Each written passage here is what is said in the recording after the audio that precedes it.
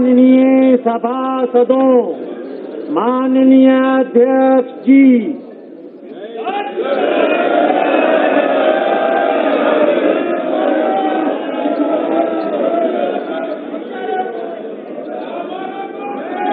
सभा पटल पर रखे जाने वाले पत्र। श्रीमती निर्मला सीतारमण जी।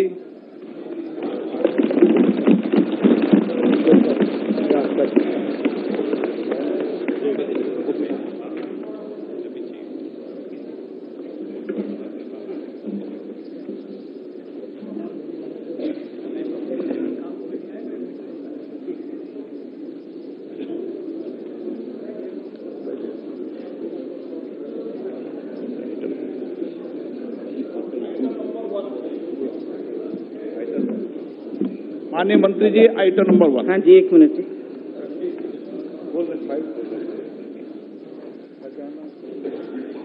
Sir, I rise to lay on the table a copy of the following papers: report of the 15th Finance Commission for the year 2020-2021, explanatory memorandum on the action taken on the recommendations contained in the report of the 15th Finance Commission. Item number 2, Shrimati Nirmala Sitharaman ji. नए दशक का पहला आम budget में मैं आप सबका अभिनंदन करता हूं, स्वागत करता हूं। Sir, I rise with your permission to present a statement of the estimated receipts and expenditure of the Government of India for the year 2020-2021.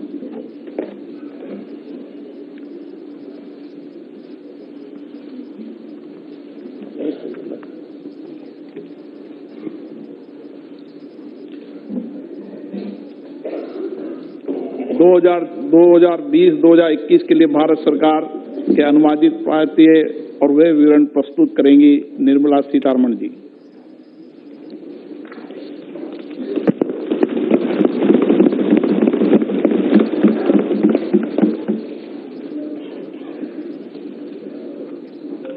I rise to present the budget for the year 2020-2021.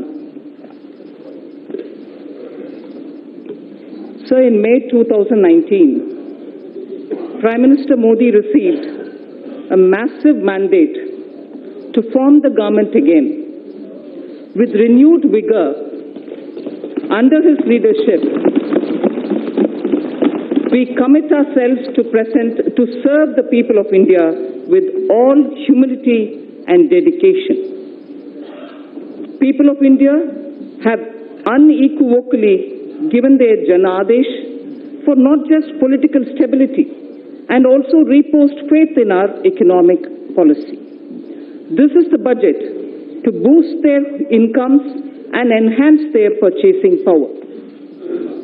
Only through higher growth we can achieve that and have our youth gainfully and meaningfully employed. Let our businesses be innovative, healthy, and solvent with use of technology. For today's youth, born at the turn of the century, for every member of the scheduled castes and scheduled tribes who seek a better life, for every woman wishing to stand up and get counted, for every individual from the minority sections of our society, this budget aims to give and have your aspirations and hopes addressed.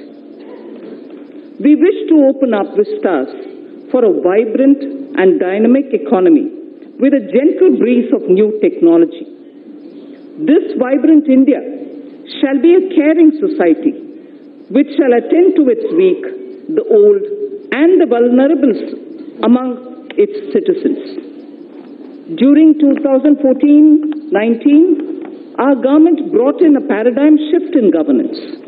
This shift was characterized by a twin focus: fundamental structural reform and inclusive growth.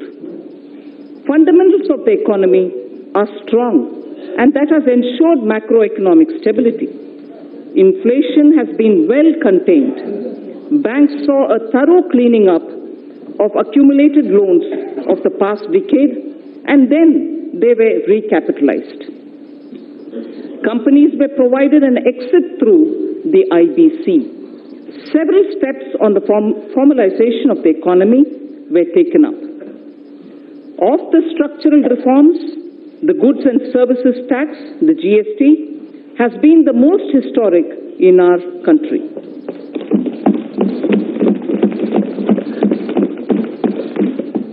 Its chief architect is not with us today. I pay homage to the visionary leader, late Sri Arun Jaitley. At the time of rollout of GST, he had said, and I quote, It will be an India where the center and states will work harmoniously towards the common goal of shared prosperity. The unanimity of the constitutional amendment and the consensus of the GST Council highlights that India can rise above narrow politics for the nation's interest. With the GST, neither the state nor the center loses its sovereignty. In contrast, they will pool their sovereignty on decisions on indirect taxes, unquote.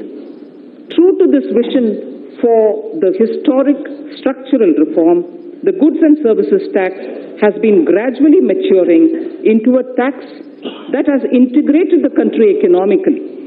It has consolidated numerous taxes and cesses to one tax and facilitated formalization of the economy. It has resulted in the efficiency gains in logistic and transport sectors. The turnaround time for trucks has witnessed a substantial reduction to the tune of 20% due to abolition of checkposts in the GST. The dreaded Inspector Raj has also vanished. It has also led to a significant benefit to MSME by way of enhanced threshold and composition limit. The effective tax incidence on almost every commodity came down substantially. Through several rate reductions, an annual benefit of 1 lakh crore rupees has been extended to consumers. It amounts to 10% reduction in overall tax incidence. An average household now saves about 4% of its monthly spends on account of reduced GST rates. During this phase of maturing, GST did face certain challenges. This was natural, as transition was daunting. GST Council has been proactive in resolving issues during the transition. In the last 2 years, we have added more than 60 lakh new taxpayers. A total of about 40 crore returns were filed. 800 crore invoices were uploaded and 105 crore e-way bills were generated. There has been extensive engagement with stakeholders. A simplified new return system is being introduced from 1st April 2020. A former Prime Minister had once voiced a concern that the fruits of the welfare schemes were not reaching the intended citizens. The common and deserving citizen was only receiving 15 paise of every rupee sent to him. Guided by Sabka Saath, Sabka Vikas, Sabka Vishwas, our government and our Prime Minister added manifold speed and scaled up the implementation of schemes and programs that directly benefited the poor and the disadvantaged.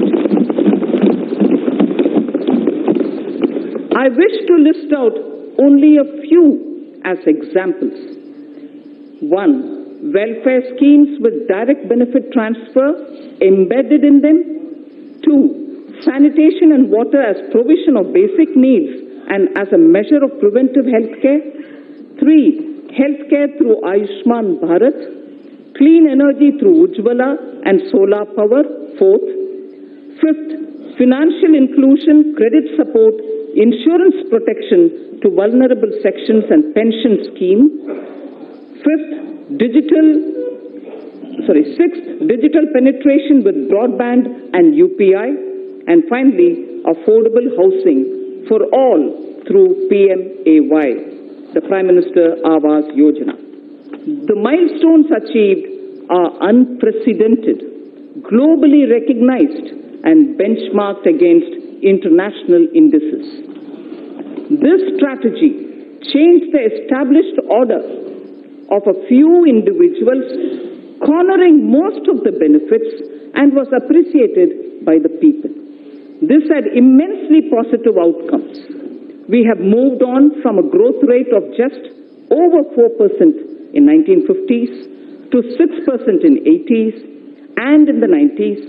However, during 2014 and 19, we clocked a growth of 7.4% on average, with inflation averaging around 4.5% itself.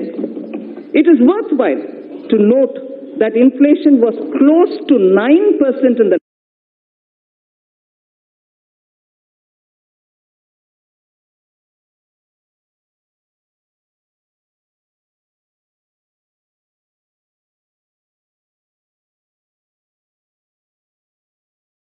In 2010, India was able to raise 271 million people out of poverty, which we all should be proud of.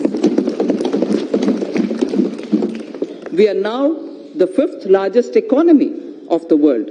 India's foreign direct investment got elevated to the level of $284 billion during 2014 and 19 from $190 billion that came in during the years 2009 to 14. The central government debt that has been the bane of our economy got reduced in March 2019 to 48.7% of GDP from a level of 52.2% in March 2014. Just between 14 and 19, I recall this figure, the central government's debt in March 2019 has come down to 48.7% of the GDP from a level of 52.2% in March 2014. With this backdrop, our government shall work towards taking the country forward so that we can leapfrog to the next level of health, prosperity, and well-being. We shall strive to bring ease of living to every citizen. I am mindful of presenting this budget in the backdrop of two cross-cutting developments. One, proliferation of technologies, especially analytics, machine learning, robotics, bioinformatics, and artificial intelligence. And also, number two, the number of people in the productive age group, that is 15 to 65 years of age in India, being at its highest. So these are the two cross-cutting streams, keeping in the backdrop while we are talking about the budget today. This combination is special to contemporary India. Across the world, if there is a shrinking of globalization, equally, there is a debate on the efficacy of monetary policy too. The efforts we have made in the last 5 years and the energy, the enthusiasm and the innovation of our youth are the ignition required to push forward.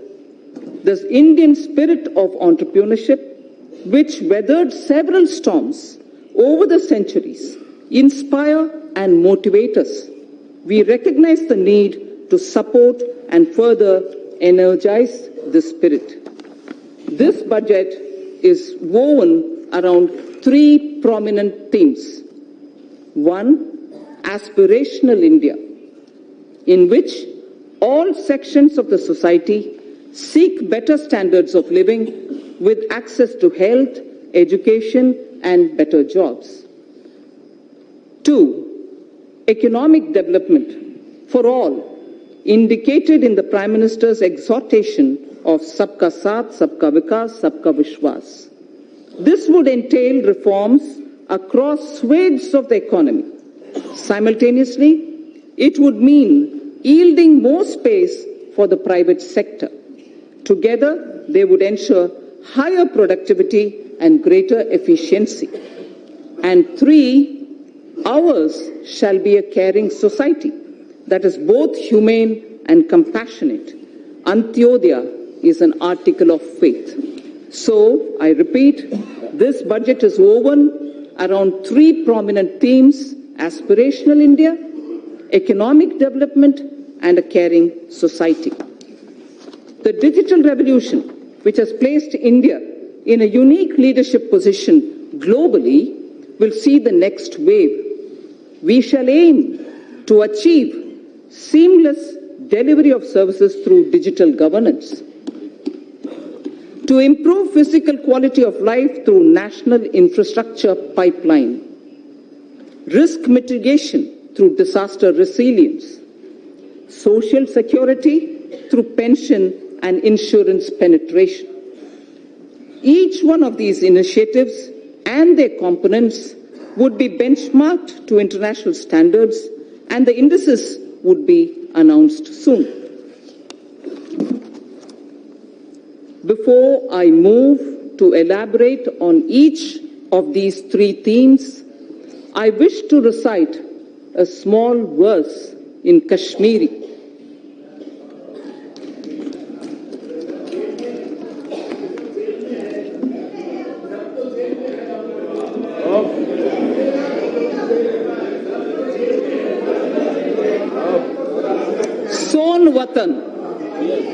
सोन वतन गुलजार शालीमार ह्यूं, सोन वतन गुलजार शालीमार ह्यूं, दल मंज फोलवून पंपोश ह्यूं, नवजवान अन हुंद वूशन खुमार ह्यूं, म्योन वतन च्योन वतन सोन वतन Nundboni Vatan. I'll read this in Hindi, not as a poem, but for the meaning. Hamara Vatan, खिलते हुए शालीमार बाग जैसे. हमारा वतन खिलते हुए शालीमार बाग जैसे. हमारा वतन दल लेक में खिलते हुए कमल जैसा.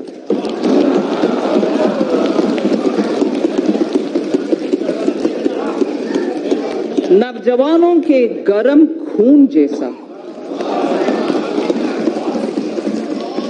नवजवानों के गरम खून जैसा. मेरा वतन तेरा वतन हमारा वतन दुनिया का सबसे प्यारा वतन.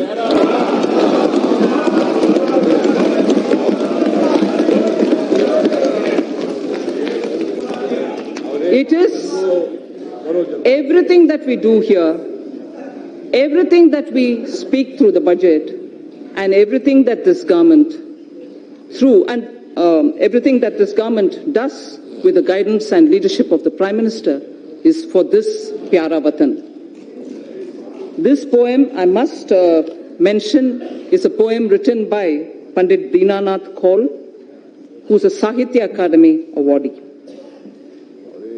Honorable Speaker, sir, I now move to the first of my theme, which is the aspirational India. I shall cover programs and plans related to agriculture, irrigation, and rural development. That's my first under the aspirational India theme.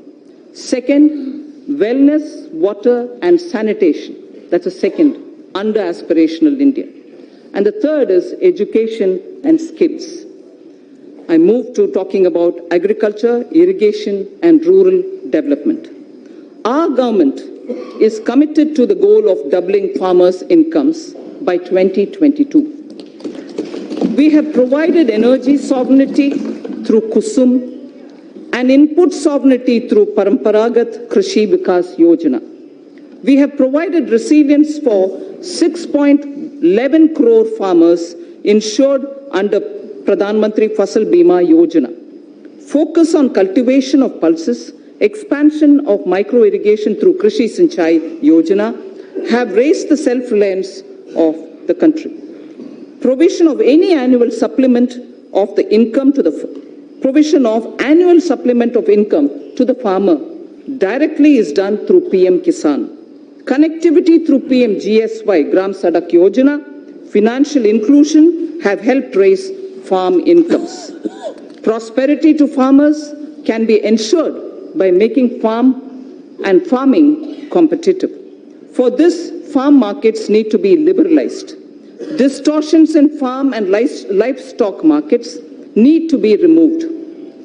Purchase of farm produce, logistics, agri-services need copious investments. Substantial support and hand-holding of farm-based activities such as livestock, apiary, and fisheries need to be provided for. Farmers desire integrated solutions covering storage, financing, and processing and marketing. Adopting sustainable cropping patterns and bringing in more technology are integral to our plan. All this and more can be achieved through working with and in cooperation with the states. The following 16 action points indicate our focus. We propose to encourage those state governments who undertake implementation of following model laws already issued by the central government. My first of the action points, 16 action points, but the first one is to encourage those state governments who undertake implementation of following model laws which are already passed and issued by the central government. First, Model Agricultural Land Leasing Act of 2016. Model Agricultural Produce and Livestock Marketing Act of 2017. Model Agricultural Produce and Livestock Contract Farming and Services Promotion and Facilitation Act of 2018. So 3 model agriculture-related laws we would like state governments to consider favorably. Second of the 16 action points, water stress-related issues are now a serious concern across the country. Our government is proposing comprehensive measures for 100 water-stressed districts. Our government is proposing comprehensive measures for 100 water-stressed districts. Third of the 16. In the budget speech of July 2019, I had stated that Annadata can be Urja Data also. The PM Kusum scheme removed farmers' dependence on diesel and kerosene and linked pump sets to solar energy. Now I propose to expand the scheme to provide 20 lakh farmers for setting up standalone solar pumps. Further, we shall also help another 15 lakh farmers solarize their grid-connected pump sets. In addition, a scheme to enable farmers to set up solar power generation capacity on their fallow and barren lands and to sell it to grid would be operationalized. Speaker, sir, this is a major step forward in which we are saying that farmers, if they have fallow or barren lands, now will be helped to set up solar power generation units so that they can then sell that which is being generated, solar power, to the grid, and through the grid, having given the power, solar power from their barren land, they will be able to make a living out of their barren land also. Fourth of the 16, our government shall encourage balanced use of all kinds of fertilizers, including the traditional organic and other innovative fertilizers. This is a necessary step to change the prevailing incentive regime which encourages excessive use of chemical fertilizers. So this is an important point. I'd like to repeat it. This is a necessary step to change the prevailing incentive regime which encourages excessive use of chemical fertilizers. Honorable Speaker, sir, in Tamil Nadu, there was a very wise old woman saint poet who lived more than 3,000 years ago. And she had used every letter of the Tamil alphabet to teach children moral stories. Not stories, moral lines. Each line was only 3-worded ones. They were very simple ones. They are called Ati Chudi, written by Avayar. Whilst talking about effective use of land, taking care of your land, removing weeds, and making sure you tend to it properly, she had just used 3 words in a little sentence, which says it all. And that's exactly what our Prime Minister is aiming to achieve, so that the farmlands are used with proper manure, not excessive manure, and limited water to grow their grains. Bhumi Tirutti Un is the line from Ati Chudi, which was said by a saint poet, a woman called Avayar. Bhumi Tirutti Un. First, tend to your land, take care that you're not excessively leaving it, and then trying to take a crop out of it. So the 5th point out of my 16 action points. India has an estimated capacity of 162 million metric tons of agri warehousing, cold storage, reefer van facilities, and so on. NABARD will undertake an exercise to map and geotag them. In addition, we propose creating warehousing in line with Warehouse Development and Regulatory Authority WDRA norms. Our government will provide viability gap funding for setting up such efficient warehouses in the block or taluk level. This can be achieved where states can facilitate with land and are on PPP mode. Food Corporation of India and Central Warehousing Corporation shall undertake such warehouse building on their own land too. 6th action point. As a backward linkage, a village storage scheme is proposed to be run by SHGs.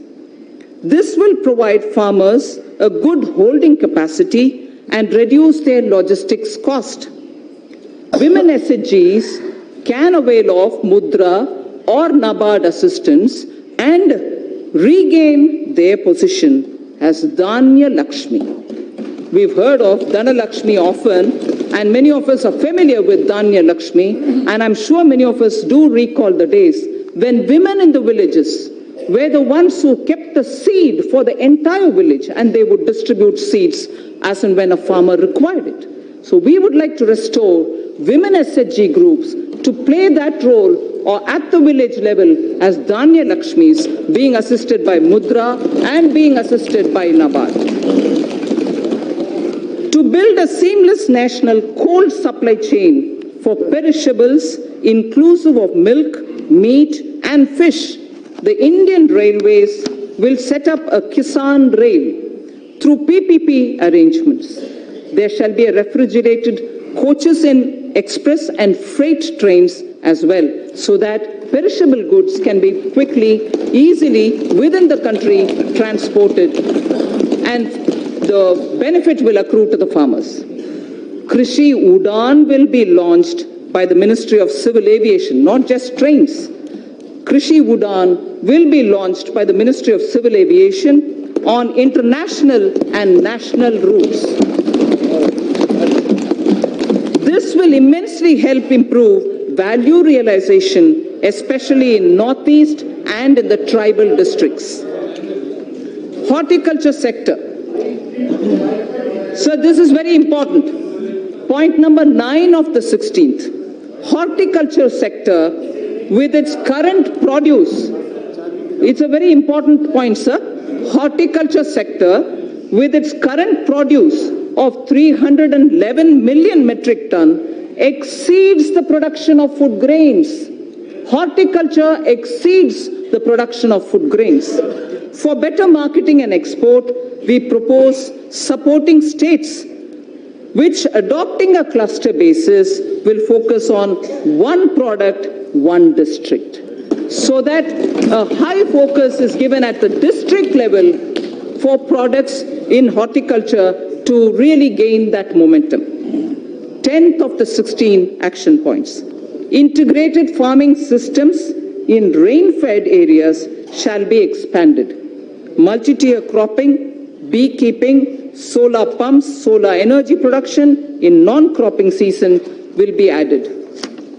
Sir, I had mentioned in my July budget, zero budget natural farming. That shall also be included in our activities. The portal on Jaivik Kheti, online national organic products market, will also be strengthened. So the next point, the 11th, financing on negotiable warehousing receipts, ENWR, has already crossed more than 6,000 crores. Financing on negotiable warehousing receipts. This will be integrated with National Agriculture Market, the electronics one. The next point is the 12th of the 16. Non-banking finance companies and cooperatives are active in the agriculture credit space. The NABARD refinance scheme will be further expanded. Agricultural credit target for the year 2021 has been set at 15 lakh crores, 15 lakh crores, agricultural credit availability. All eligible beneficiaries of PM Kisan will be covered under the KCC, Kisan Credit Card Scheme. 13th of the 16th.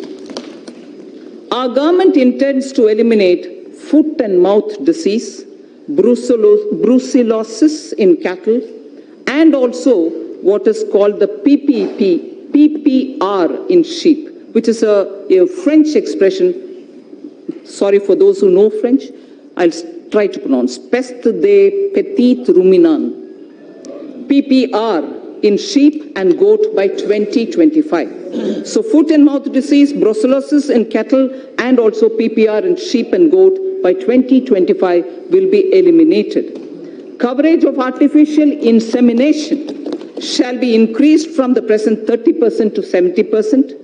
Manrega would be dovetailed to develop fodder farms.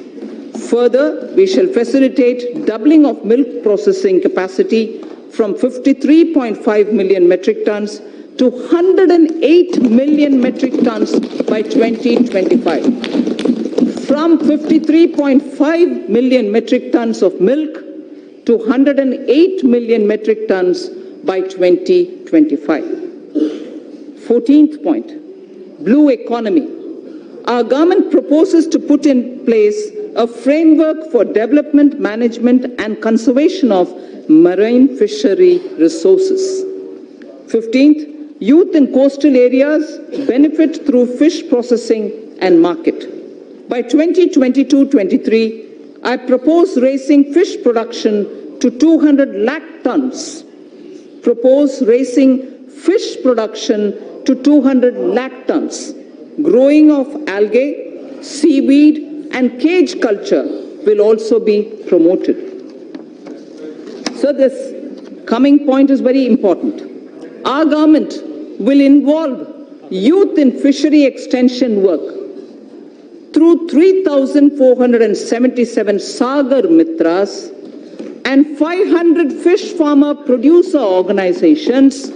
We hope the rural youth, particularly those who are in the coastal areas and inland fishing areas, will work as Sagar Mitras and also form 500 fish farmer producer organizations. You know that we already have a farmer producer organization, which is FPO. Now we are expanding it to cover fish farmer producer organizations. 16th and the last action point, sir. Under Deen Dayal Antyodaya Yojana for alleviation of poverty, 58 lakh SHGs have been mobilized. We shall further expand on SHGs in this regard too. Now, for the fund allocation, for the 16 different steps that I've announced, they are being stated under two broad categories. They are being stated under two broad categories. For the sector comprising of agriculture, allied activities, irrigation and rural development, an allocation of 2.83 lakh crores has been made for 2020-21, and it is divided, among other things, for agriculture, irrigation and allied activities, 1.6 lakh crores. For rural development and Panchayati Raj, 1.23 lakh crores. Both put together, it is about 1.73 lakh, 2.8 lakh, 83 lakhs crores, 2.83 lakh crores. Wellness and water and sanitation is the second under Aspirational India. I said my three themes: Aspirational India, economic development and caring society. Under each, I state three which contain specific programs. Aspirational India, already I've mentioned about the rural development and so on. Now I talk of wellness, water and sanitation. We have a holistic vision of healthcare that translates into wellness for citizens. Mission Indradhanush has been expanded to cover 12 such diseases, including 5 new vaccines. Fit India movement is a vital part of fight against non-communicable diseases coming out of lifestyle issues. A very focused safe water Jal Jeevan mission and comprehensive sanitation program Swachh Bharat mission have been launched to support the health vision that would reduce the disease burden on the poor. Presently, under PM Jan Arogya Yojana, there are more than 20,000 empaneled hospitals who help in Ayushman Bharat. We need more such hospitals to be empaneled in Tier 2 and Tier 3 cities for poor people in these areas to benefit from them. It is therefore proposed to set up a viability gap funding window for setting up hospitals in PPP mode. In the first phase, those aspirational districts will be covered. We know there are 112 of them. So those aspirational districts from 112 that we have, where presently there are no Ayushman empaneled hospitals, will be given priority. So from 112 of aspirational districts, those which don't have an empaneled hospital for Ayushman treatments will be given the first priority, so that in Tier 2 and Tier 3, we have more such hospitals. This would also provide large-scale employment opportunities to youth. Proceeds from taxes on medical devices. This is very interesting. It has a bearing on what I will be saying during taxation, the Part B. Proceeds from taxes on medical devices would be used to support this vital health infrastructure which will get built in the aspirational districts. Using machine learning and artificial intelligence in the Ayushman Bharat scheme, health authorities and the medical fraternity can target diseases with an appropriately designed preventive regime. TB harega, desh jeetega. TB harega, desh jeetega. This campaign has been launched. I propose to strengthen this campaign to realize our commitment to end tuberculosis by 2025. I propose to expand also Jan Aushadhi Kendra scheme to all districts, offering 2,000 medicines and 300 surgicals by 2024. I have provided for the health sector about 69,000 crores, that is inclusive of 6,400 crores for Prime Minister Jan Arogya Yojana. So now the important point on sanitation. Our government is committed to ODF Plus. We know ODF is already there, launched, successfully sort of covered, saturation reached. But our government is committed to ODF Plus in order to sustain ODF behavior, because it has a lot of impact. If behavioral patterns don't remain consistent, it can have a negative bearing. So our government is committed to ODF Plus in order to sustain ODF behavior and to ensure that no one is left behind. Now, more needs to be done towards liquid and grey water management. Focus would also be on solid waste collection, source segregation, and processing. The total allocation for Swachh Bharat mission is about 12,300 crores for this year, 2020-21. Aiming to provide piped water supply to all households, Prime Minister announced from the Red Fort the Jal Jeevan mission. Our government has approved 3.6 lakh crore for this mission. 3.60 lakh crore for this mission is being approved. This scheme also places emphasis on augmenting local water resources, recharging existing sources, and will promote water harvesting and desalination. Cities over 1 million population will be encouraged to meet this objective during the current year itself. During the year 2021, this scheme would be provided a budget exclusively of 11,500 crores. So I now move to the third under Aspirational India, education and skills. The third and the final item under Aspirational India is education and skills. By 2030, India is set to have the largest working age population in the world. Not only do they need literacy, but they need both job and life skills. Dialogues have been held with state education ministries, members of parliament, and other stakeholders about education policy. Over 2 lakh suggestions were also received. The new education policy will be announced soon.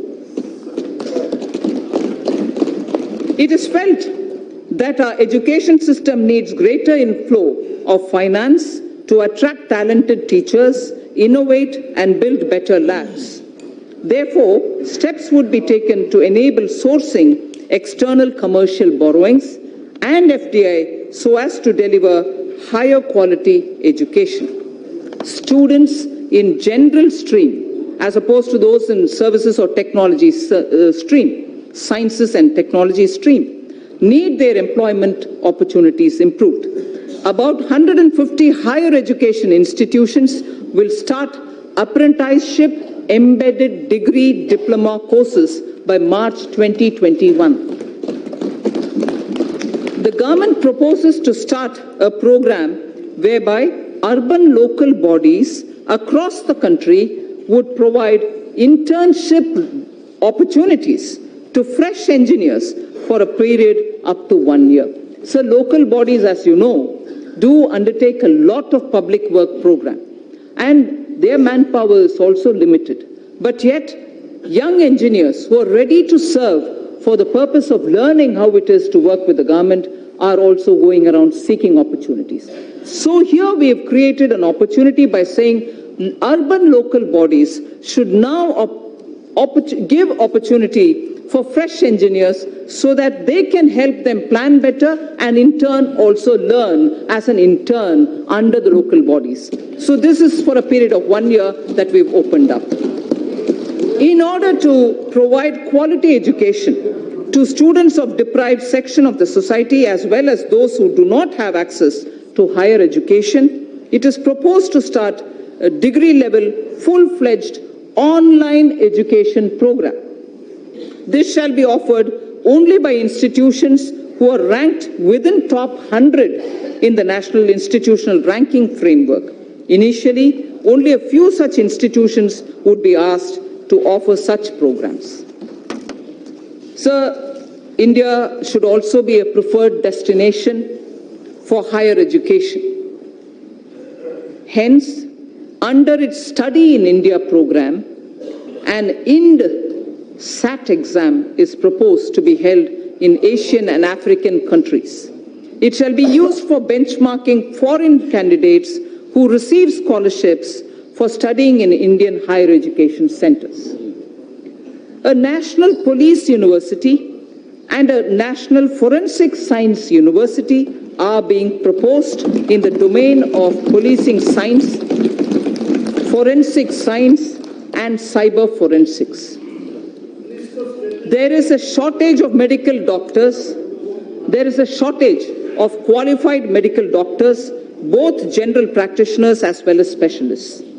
In order to meet this requirement, it is proposed to attach a medical college to an existing district hospital in PPP mode. Those states that fully allow facilities of the hospital to the medical college and wish to provide land at a concession would be able to receive viability gap funding from the center. Details of the scheme would be worked out soon, so we aim to have at the district level, with hospitals which are being extended for medical college training and also for producing more doctors, viability gap funding will also be extended.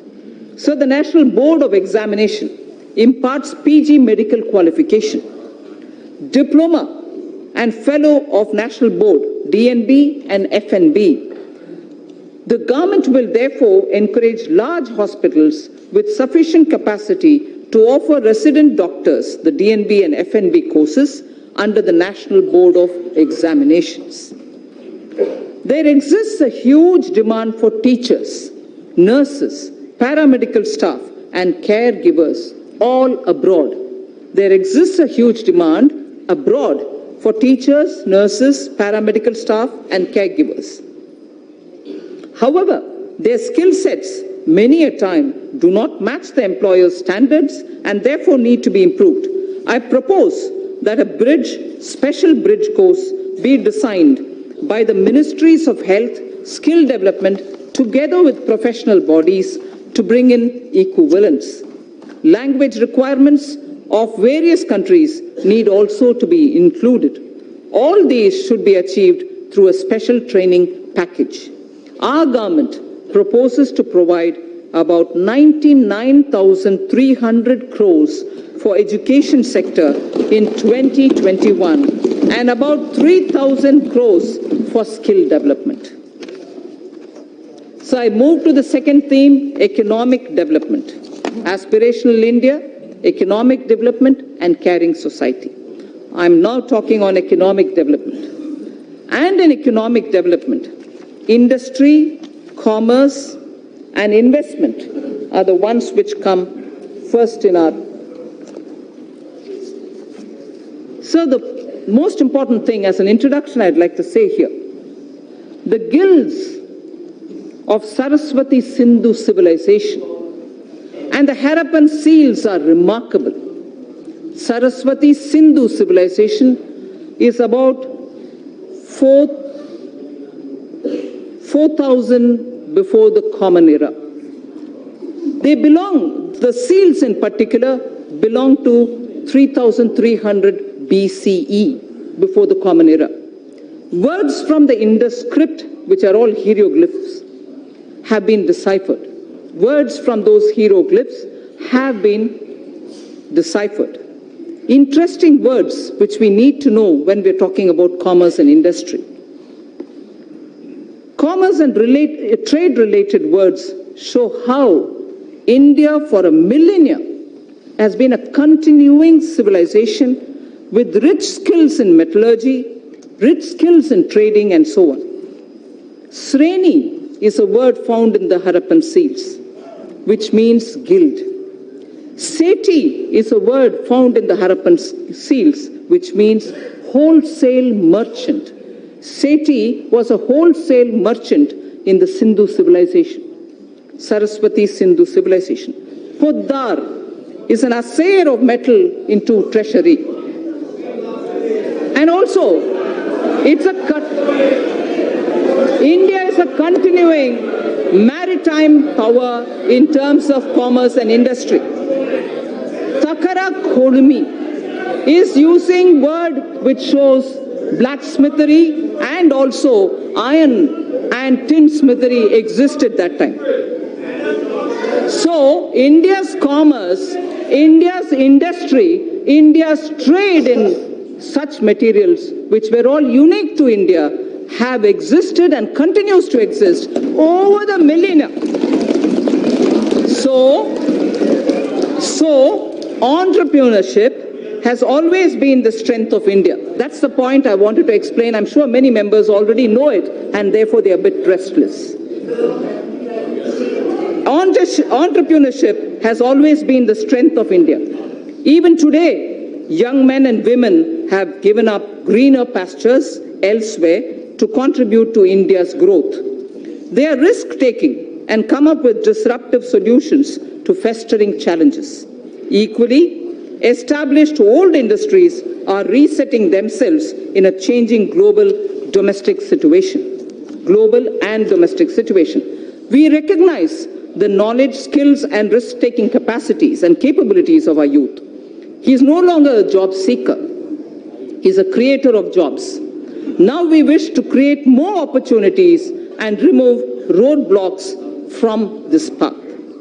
I propose to set up an investment clearance cell that will provide end-to-end facilitation and support, including pre-investment advisory, information related to land banks, and facilitate clearances at the center and also in the state level. It will work through a portal.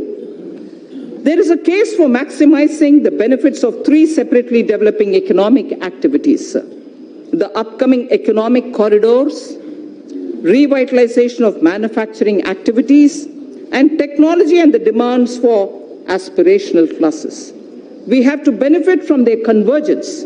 Hence, it is proposed to develop 5 new such smart cities in collaboration with states and in PPP mode. Such sites would be chosen that offer the best choices in terms of the aforementioned principles. India needs to manufacture networked products that will make it a part of global value chains. This in turn gets more investment and generates more employment for our youth. Electronics manufacturing industry is very competitive, and India has shown its cost advantages. The potential of this industry in job creation is immense. India needs to boost domestic manufacturing and attract large investments in the electronics value chain. Here I propose a scheme focused on encouraging manufacture of mobile phones, electronic equipment, and semiconductor packaging. The details will be announced sooner. With suitable modifications, this scheme can be adapted for manufacturing of medical devices too. India, sir, imports significant quantity of technical textiles worth 16 billion US dollars every year.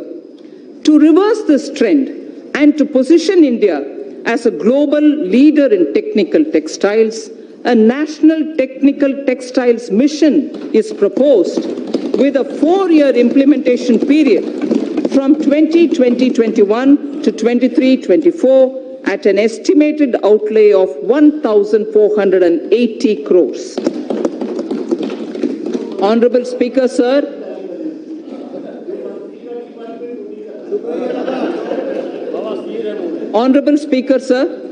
from the Red Fort, our Prime Minister spoke about quality and standards when he spoke of zero defect, zero effect manufacturing. In September last year, I had called for a time-bound adoption by industry of all necessary mandatory technical standards and their effective enforcement. All ministries during the course of this year would be issuing quality standard order. So to achieve higher export credit disbursement, a new scheme, NIRVIC, is being launched, which provides for higher insurance cover, reduction in premium for small exporters, and simplified procedure for claim settlements. It is proposed to digitally refund to exporters. That was NIRVIC. I'm coming to a different point now.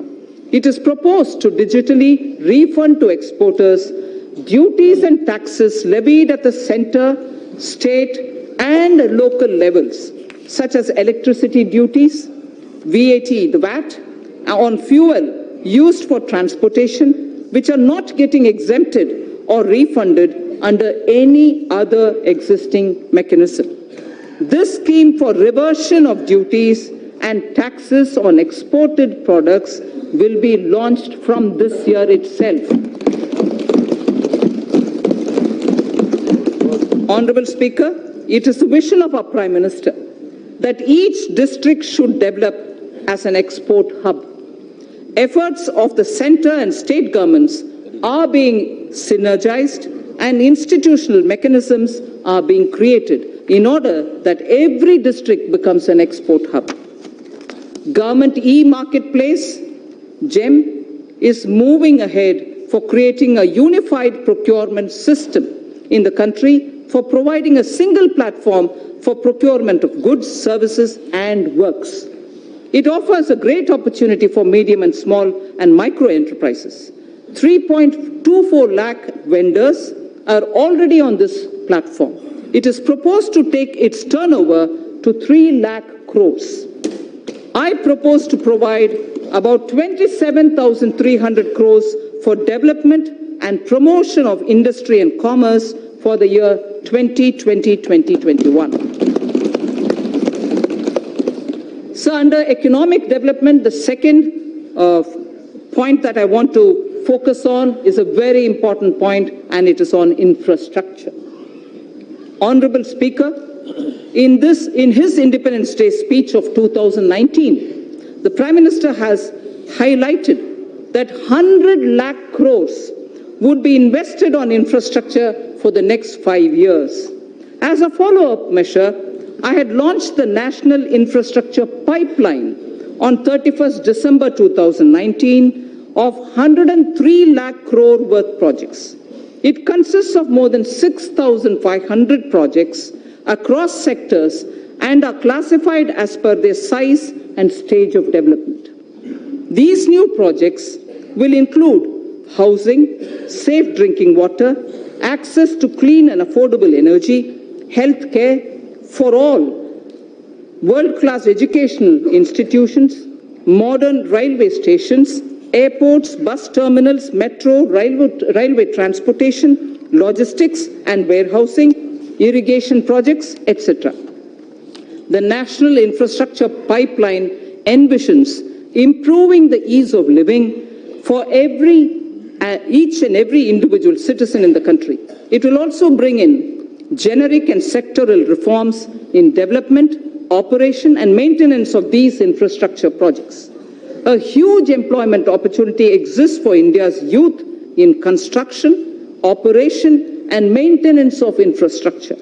National Skill Development Agency will give special thrust to infrastructure-focused skills and their development opportunities. I propose to set up a project preparation facility for infrastructure projects. This program would actively involve young engineers, management graduates, and economists from our universities. It is also proposed to direct all infrastructure agencies of the government to involve youth power in startups. They will help in rolling out value-added services in quality public infrastructure for citizens. A national logistics policy will soon be released. Among other things, it will clarify the role of union government, state government, and also the key regulators. It will create a single window e-logistics market and focus on generation of employment, skills, and making MSMEs competitive. So also, accelerated development of highways will be undertaken. This will include development of 2,500 kilometer access control highways, 9,000 kilometers of economic corridors, 2,000 kilometers of coastal and land port roads, and 2,000 kilometers of strategic highways. The Delhi-Mumbai Expressway and 2 other packages would be completed by 2023. Chennai-Bengaluru Expressway would also be started. Sir, the fast track mechanism encourages us towards greater commercialization of our highways so that NHAI can raise more resources. I propose to monetize at least 12 lots of highway bundles of over 6,000 kilometers before 2024. In carrying out its duty, the Indian Railways performs a service to the nation. Within 100 days of assumption of this government, it has commissioned 550 Wi-Fi facilities in as many railway stations. It has eliminated unmanned level crossings and aims to achieve electrification of 27,000 kilometers of tracks. This will call, obviously, for optimization of costs. Railways has small operating surplus. About Indian Railways, there are 5 measures, among other things, that I wish to highlight. Setting up a large solar-powered capacity. Setting up a large solar power capacity alongside the rail tracks on the land owned by railways. A proposal is under consideration. 4 station redevelopment projects and operation of 150 passenger trains would be done through PPP mode. The process of inviting private participation is underway. More Tejas type trains will connect iconic tourist destinations. High-speed train between Mumbai and Ahmedabad would be actively pursued. 148-kilometer Bengaluru suburban transport project at a cost of 18,600 crore would have fares on metro model. Central government would provide 20% of the equity, and it will also facilitate external assistance up to 60% of the project cost. Sir, our seaports need to be more efficient. Technology has to be used to improve performance. A governance framework keeping with global benchmarks needs to be put in place. This government would consider corporatizing at least one major port and subsequently its listing on the stock exchanges. Inland waterways received a boost. Inland waterways received a boost in the last 5 years. The Jal Vikas Marg on National Waterway 1 will be completed. Further, the 890-kilometer Dhubri-Sadiyar connectivity in Assam will be done by 2022. Honorable Speaker, sir, developing waterways has its impact on the ecosystem on both the banks of the river. Our Prime Minister has conceptualized Arth Ganga. Plans are afoot to energize economic activity along the river banks. Air traffic has been growing rapidly in the country as compared to global average. 100 more airports would be developed by 2024 to support the Udaan scheme. It is expected that the air fleet number shall go up from the present 600 to 1,200 during this time itself. I propose to provide 1.7 lakh crores for transport infrastructure in 2021. Sir, taking electricity to every household has been a major achievement of this government. However, the distribution sector, particularly the DISCOMs, are under financial stress. The ministry intends to promote smart metering. I urge all the states and union territories to replace conventional energy meters by prepaid smart meters in the next 3 years. Also, this would give consumers the freedom to choose the supplier and the rate as per their requirements. So this is a very important step in reaching electricity to all people. This would give consumers, the prepaid meters, the smart meters, would give consumers the freedom to choose the supplier and the rate as per their requirements. Further measure to reform DISCOMs would be taken. I propose to provide 22,000 crores to power and renewable energy sector for the year 2020-21. So now I come to oil and natural gas.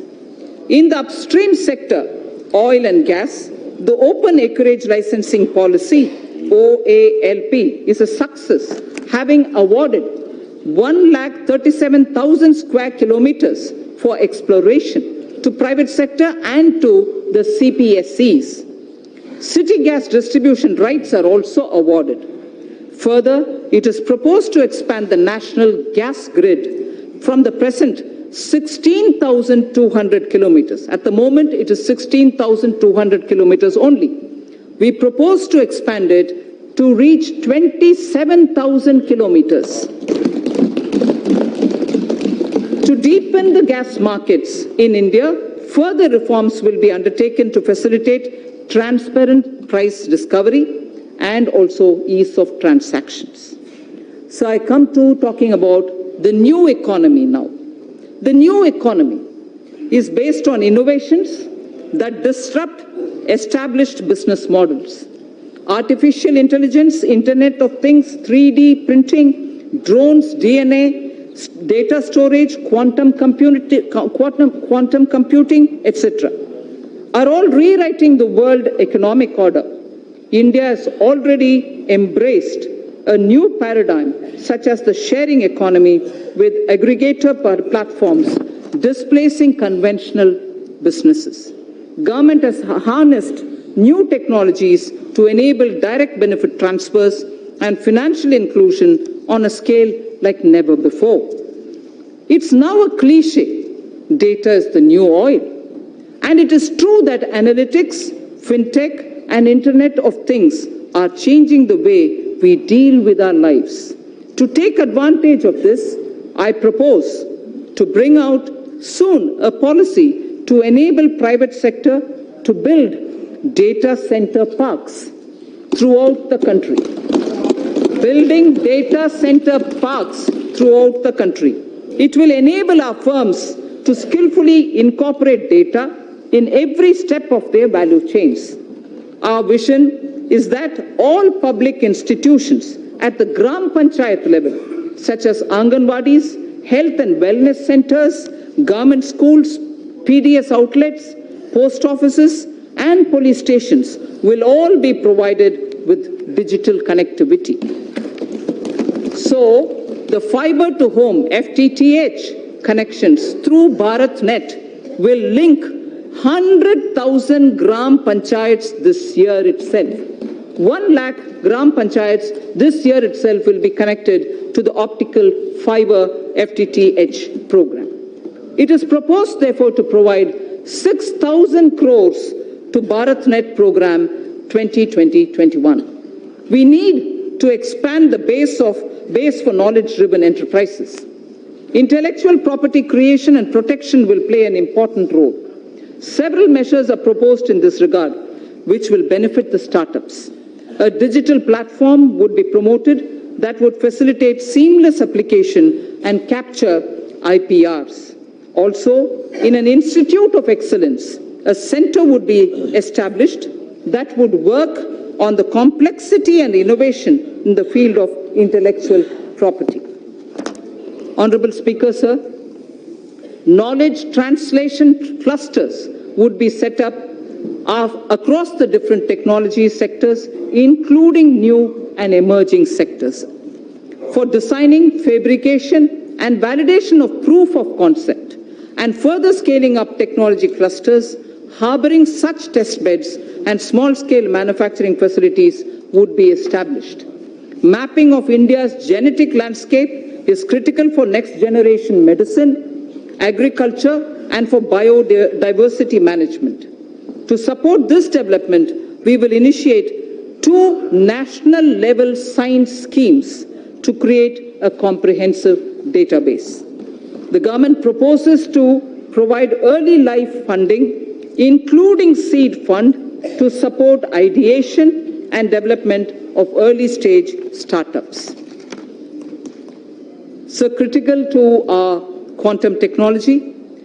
Quantum technology is opening up new frontiers in computing, communications, cybersecurity, with widespread applications. It is expected that a lot of commercial applications would emerge from theoretical constructs which are developing in this area.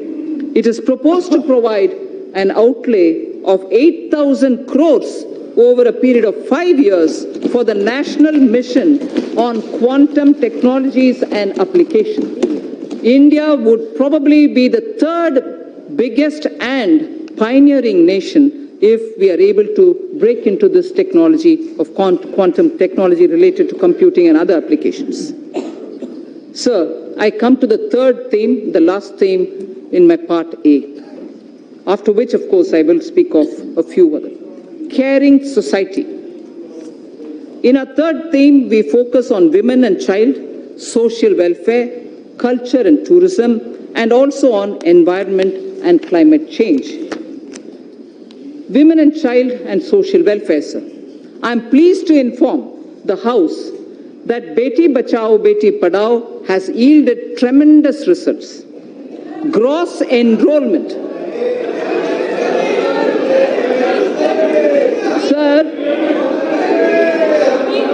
Sir, if you hear the data, I think it's important not to politicize issues related to women. Beti Bachao, Beti Padhao has yielded tremendous results. Gross enrollment ratio of girls across all levels of education is now higher than boys. At elementary level, it is 94.32% as against 89.28% for boys. At secondary level, it is 81.32% as compared to 78% for boys. At higher secondary level, girls have achieved a level of 59.70 compared to only 57.54% for boys. So girls are actually under Beti Padhao benefiting from the scheme. Health of mother.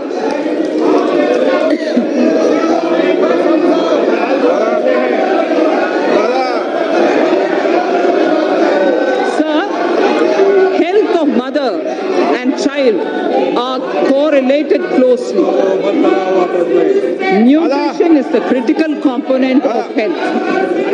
To improve nutritional status of children 0 to 6 years, adolescent girls, pregnant women, and lactating mothers, our Prime Minister launched a Poshan Abhiyan in 2017-18. More than 6 lakhs Anganwadi workers are equipped with smartphones to upload the nutritional status of more than 10 crore households.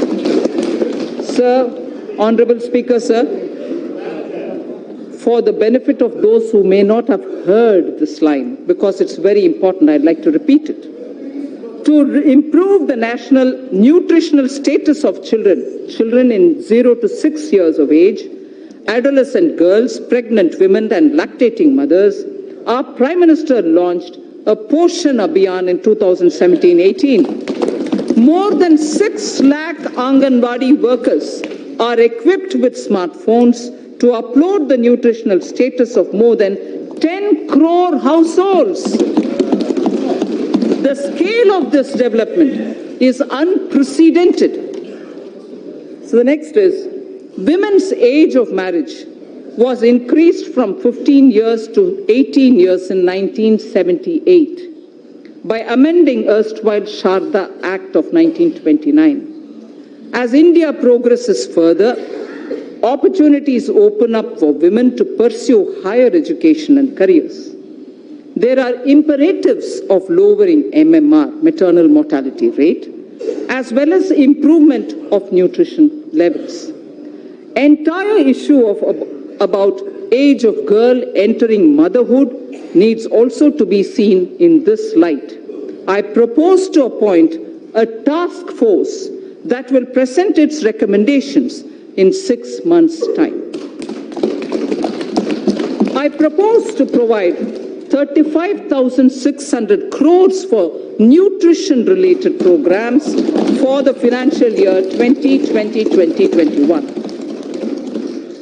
So in continuing with our government's commitment to welfare of women, this budget provides for about 28,600 crore for programs that are specific to women. Our government is determined that there shall be no manual cleaning of sewer systems or septic tanks. Suitable technologies for such tasks have been identified by the Ministry of Housing and Urban Affairs. The ministry is working with urban local bodies for the adoption of these technologies. We will now take this to its logical conclusion. We will now take it एक minute बाद to मैं सभी माननीय सदस्यों से आग्रह करूंगा आप वो बजट पर पर्याप्त समय और पर्याप्त अवसर दूंगा उस समय आप बोलना और दादा विशेष रूप से आपको बोलने की परमिशन दूंगा Thank you, sir. No. Thank you, Speaker, sir. We will now take this.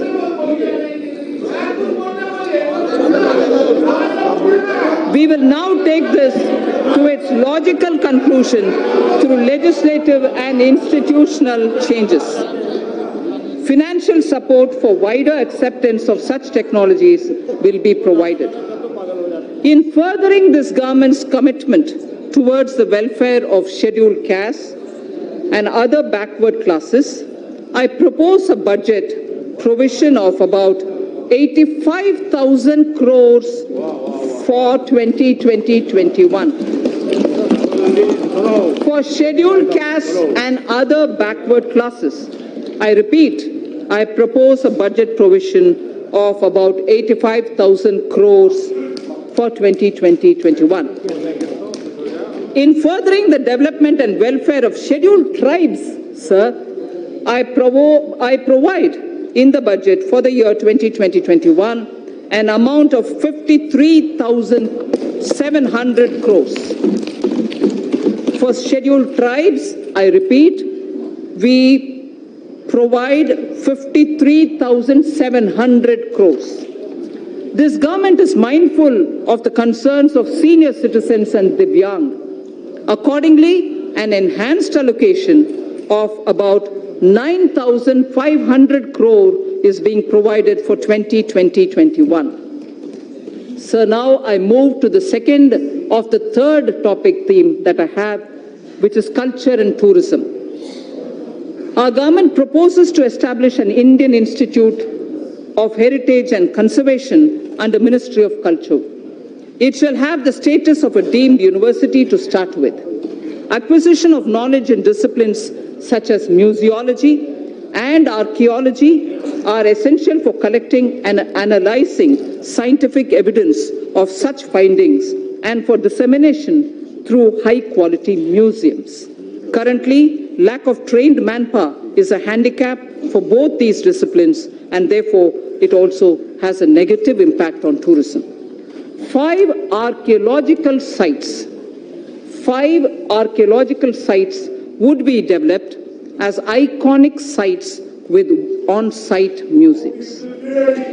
They are Rakhi Ghadi, Haryana, Hastinapur, Uttar Pradesh, Shiv Sagar in Assam, Dholavira, Gujarat, Adichanallur, Tamil Nadu. I repeat, 5 archaeological sites would be developed as iconic sites with on-site museums.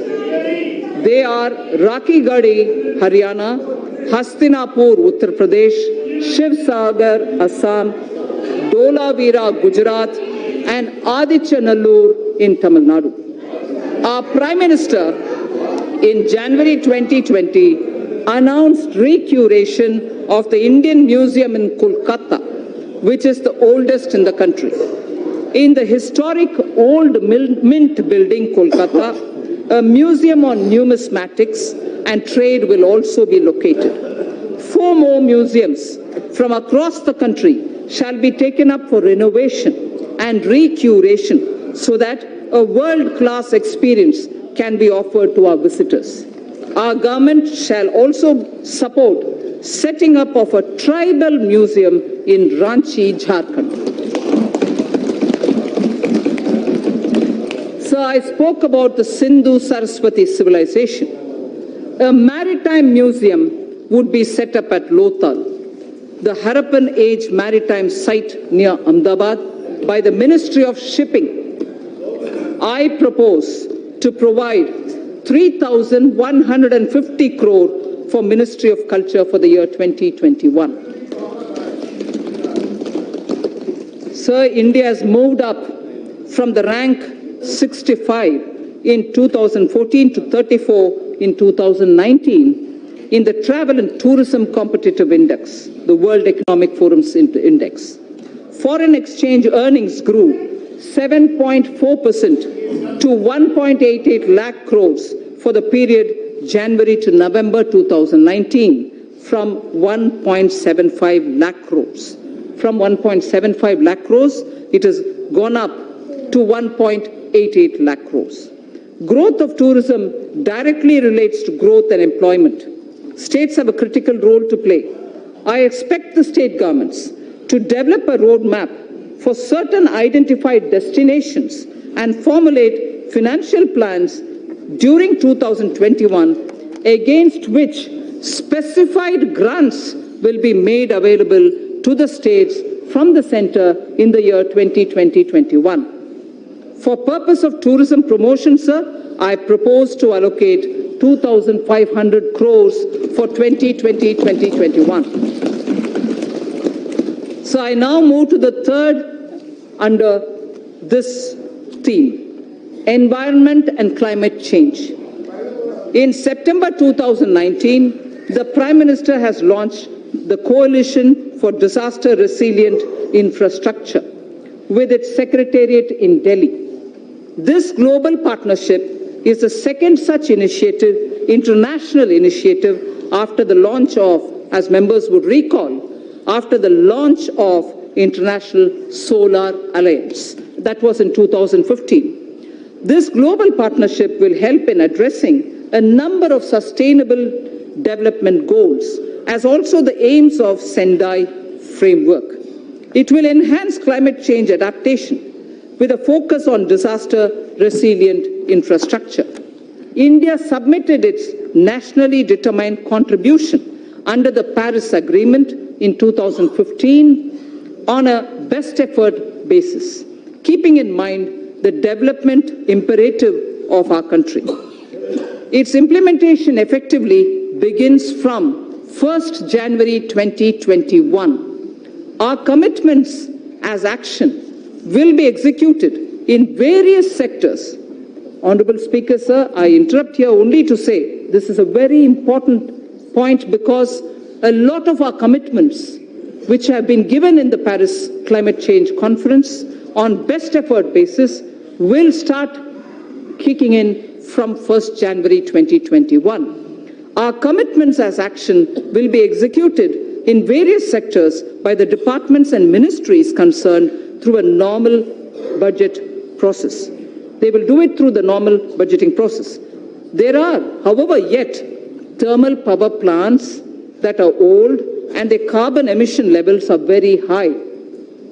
For such power plants, we propose that utilities running them would be advised to close them if their emission is above the preset norms. The land so vacated can be put to alternative uses. In large cities having population above 1 million, clean air is a matter of concern. I'm sure a lot of our members will be keen to know about what steps are being taken for cities and clean air. The government proposes, Honorable Speaker, to encourage such states that are formulating and implementing plans for ensuring cleaner air in cities above 1 million. Parameters for the incentives would be notified by the Ministry of Environment, Forests and Climate Change. Allocation for this purpose is 4,400 crores for 2020-2021. So there is something which, before I move to talking about governance, because the three themes that I put before the members is coming to a close, I fall back on the wise words of Thiruvalluvar. And this, it's very important, sir. We have heard several words of wisdom from Thiruvalluvar. Thiruvalluvar has spoken about what a good country is. What a good country is actually got to be like. And what makes up for jewels of a good country. I first read it in Tamil, then I'll give you the meaning. Pini inmai, selvam, vilai inbam, emam. Pini inmai, selvam, vilai inbam, emam. Ani enba, nattin vaindu. Ani enba, nattiv vaindu. There are 5, what Thiruvalluvar says, which are jewels for a good country. The first is pini inmai, meaning the country will have to be without epidemics or illnesses, major illnesses. The second, he says, it should be wealthy. It should have wealth. It should have wealth. Vilai. It should also have velachal. In the sense, from the fields, it should have good crop. It should have inbam. It should have happiness. It also should have emam, which is security and safety of the country. Sir, the 5 jewels. 5 jewels. Pini inmai, selvam, vilai inbam, emam, and inbam. Prime Minister Modi, Ayushman Bharat for health for all is penny in mind. Selvam, wealth creators will be respected in this country. Wealth creators will be respected in this country. Selvam. Vilaichal, having good crop. Farmer PM Kisan, doubling of income, use of fertilizers and proper growth leads to surplus in horticulture, surplus in Tilhan, surplus now probably also in Dalhan. So the Prime Minister's program at health, at creating and giving respect for wealth creators and improving agricultural output and looking at ease of living, bringing happiness to people, and above all, the 5th, emam, this country's national security. You have enough proof to say national security is the top priority of this government.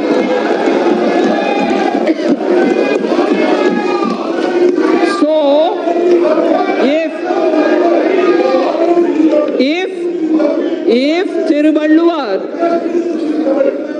Thiruvalluvar, आपको कुछ होना चाहिए, तमिल में पढ़ा है, बैठ जाइए. That's right, sir. If Thiruvalluvar identified the 5 jewels for a good country, those 5 jewels are the ones which Prime Minister Modi is now addressing through his programs. For health, Ayushman, for wealth creators, a respectable and honorable climate, good crops, happiness through ease of living, and national security. So, now with all that said, the bouquet of flowers, which I would like to give every citizen, with trust and faith, had flowers and aspirational India, had aspirational India a set of flowers under aspirational India, had set of flowers under environment and economy and also commerce and industry. A third set of flowers was under the caring India, caring society that we want to have. Now this bouquet of flower is held by two hands, governance and the other financial institutions. I speak about governance, sir, which is very important. Good governance is what is going to be giving faith to the people. Honorable Speaker, sir, all the while I have explained the color and composition of the bouquet of flowers, schemes and programs. They were grouped under aspirational India, economic development and caring India. Now I speak about the two hands that will hold them. One such a hand is governance, which is clean, corruption-free, policy-driven, and good in its intent. And most importantly, trusting in faith, trusting every citizen, the aspirational youth, the hard-working women.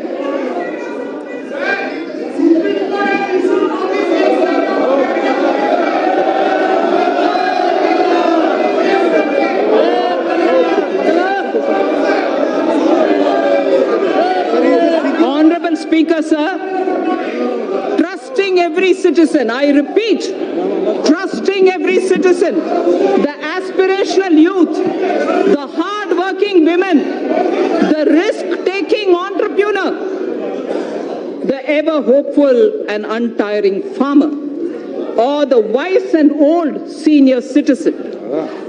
Many among them are taxpayers. Others may not be taxpayers now. Our Prime Minister has laid before us ease of living as a goal to be achieved on behalf of all citizens. An important aspect of both ease of living and ease of doing business is fairness, efficiency of tax administration. We wish to enshrine, this is important, Honorable Speaker. This is important, sir. Money being allocated to various programs is finance of this country. This is very important, sir. Businesses should have the confidence that things are being fair and the efficiency of the tax administration. We wish to enshrine in the statutes a taxpayer charter. Through this budget, a taxpayer's charter is getting institutionalized into the statutes. It's going to be enshrined as a part of our laws. That's building trust. A taxpayer's statutes will be a part of our, a taxpayer's charter will be a part of our statutes.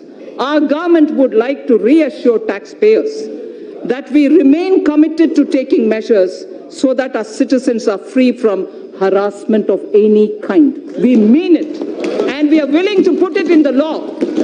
Tax harassment cannot be tolerated when we are talking about citizens and wealth collectors. There has been a debate about building into statutes criminal liability for acts that are civil in nature. This is important, sir. There has been a debate about building into statutes criminal liability for acts that are civil in nature. Hence, for Companies Act, certain amendments are proposed to be made that will correct this. Similarly, other laws would also be examined where such provisions exist, and attempts would be made to correct them also. The government intends to introduce major reforms in recruitment to non-gazetted posts in governments and public sector banks. At present, candidates have to appear for multiple examinations conducted by multiple agencies at different points of time for similar posts. This places enormous burden on time, effort, and cost for young people. To mitigate the hardship so faced, it is proposed to set up a national recruitment agency as an independent, professional, specialist organization for conduct of computer-based online common eligibility test for recruitment to non-gazetted posts. A test center in every district, particularly in the aspirational districts, would be set up. For speedy disposal of commercial and other disputes, government has constituted various tribunals and specialized bodies. It is proposed to evolve a robust mechanism for appointment, including direct recruitment to these bodies to attract best talents and professional experts. A stable and predictable business environment is a key objective of this government. There is also a strong argument for ensuring that contracts are honored. India has a sound framework related to Contracts Act. We shall deliberate upon strengthening it. There is a growing need, sir, for Indian statistical system to meet the challenges of real-time monitoring of our increasingly complex economy. Data must have strong credibility. The proposed new national policy on official statistics would use latest technology, including artificial intelligence. It would lay down a roadmap towards modernized data collection, integrated information portal, and a timely dissemination of information thus collected. I am happy to inform that India will host G20 presidency in the year 2022. That is the year of 75th anniversary of independence of the Indian nation. During this presidency, India would be able to drive considerably the global economic and development agenda. For this historic occasion, I allocate a sum of 100 crore to begin the preparations. 100 crore rupees. Sir, Northeastern region has a very high priority in government's developmental agenda.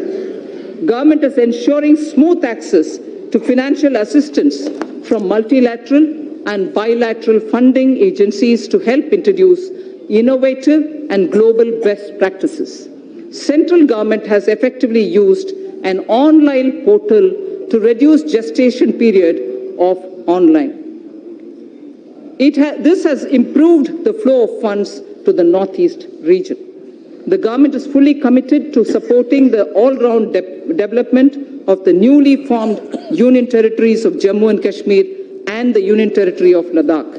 Accordingly, an amount of 30,757 crore has been provided for the financial year 2020-21. An amount of 5,958 crore has been provided for the Union Territory of Ladakh.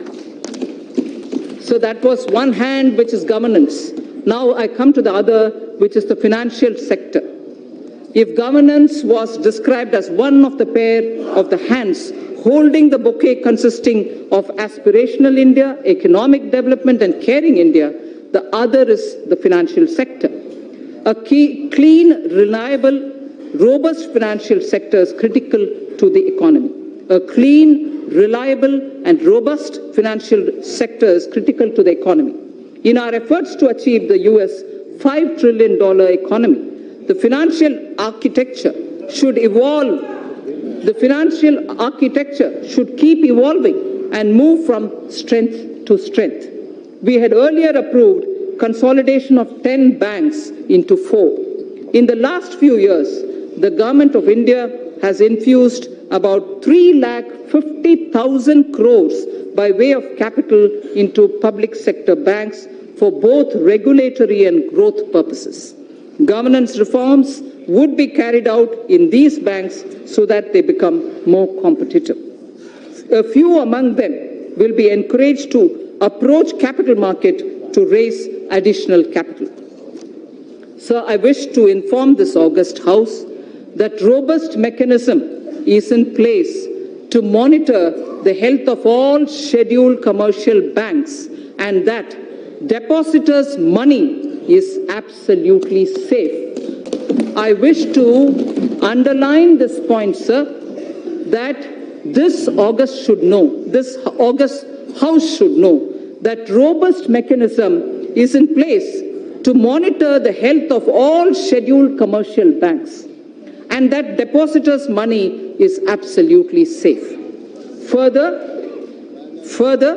the Deposit Insurance and Credit Guarantee Corporation has been permitted to increase deposit insurance coverage for a depositor, which is now standing at 1 lakh of rupees to 5 lakh per depositor. Sir, the insurance cover for a depositor is at 1 lakh now. Now we are raising it to 5 lakh for each depositor. Sir, to strengthen the cooperative banks, amendments to the Banking Regulation Act are proposed for increasing professionalism, enabling access to capital, and improving governance and oversight for sound banking through the RBI. The limit for NBFCs to be eligible for debt recovery under the Securitization and Reconstruction of Financial Assets and Enforcement of Security Interests under the SARFAESI Act 2002 is proposed to be reduced from 500 crores to asset size 100 crores only, or loan size from existing 1 crore to 50 lakhs. Therefore, we feel many of the small NBFCs which can come for debt recovery would be far easily done for smaller companies. In the last few years, the government has taken concrete steps to bring our banking system to be robust. However, there is a need for greater private capital. Accordingly, it is proposed to sell the balance holding of Government of India's IDBI Bank to private, retail, and institutional investors through the stock exchange. There is a need, sir, to take further steps to bring in transparency and greater professionalism in public sector banks. The government will take appropriate measures towards this end. Sir, to help easy mobility while in jobs, we wish to infuse into the universal pension coverage with auto-enrollment. Also, we wish to place such mechanisms which can enable interoperability and provide safeguards for the accumulated corpus. Regulating role of PFRDAI, which is the pension regulatory body, requires strengthening.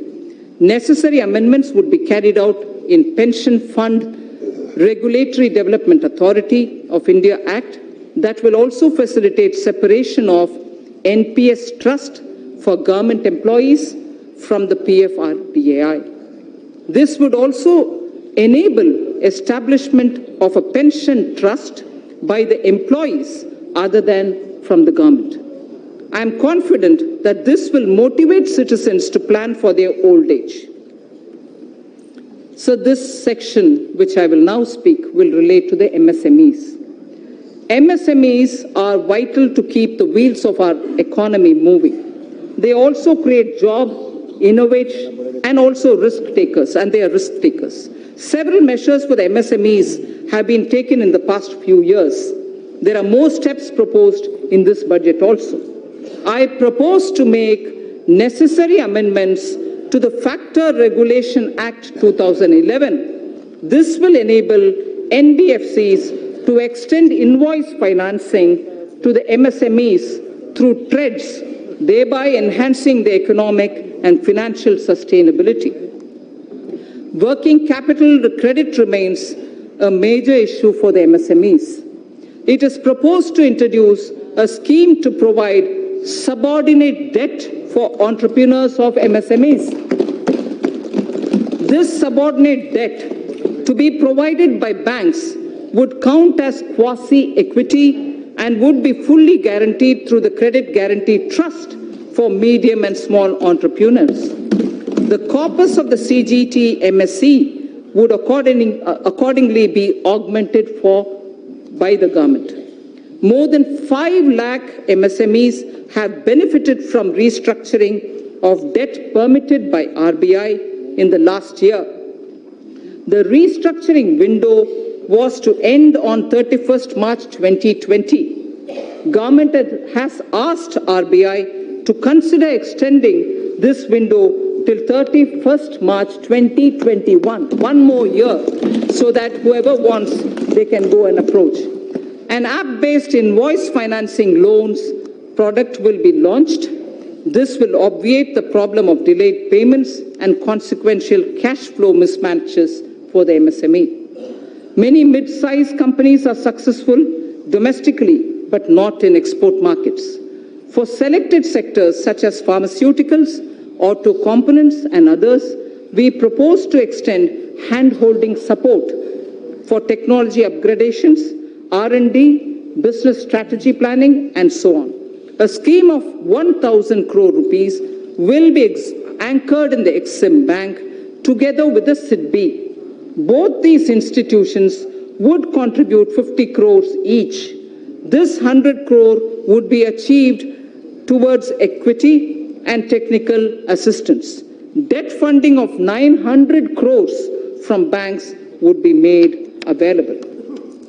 Sir, financial markets. I would like to give a few of the major steps and initiatives being taken by the government for the financial markets. Last year in my budget speech, sir, I had mentioned about deepening the bond markets. To achieve the aspirational growth rate, we would require flow of capital in our financial system. A lot of work has been done on this in consultation with the RBI. Honorable Speaker, sir, I am pleased to inform this House of the developments. Certain specified categories of government securities would be opened fully for non-resident investors, apart from being available to domestic investors also.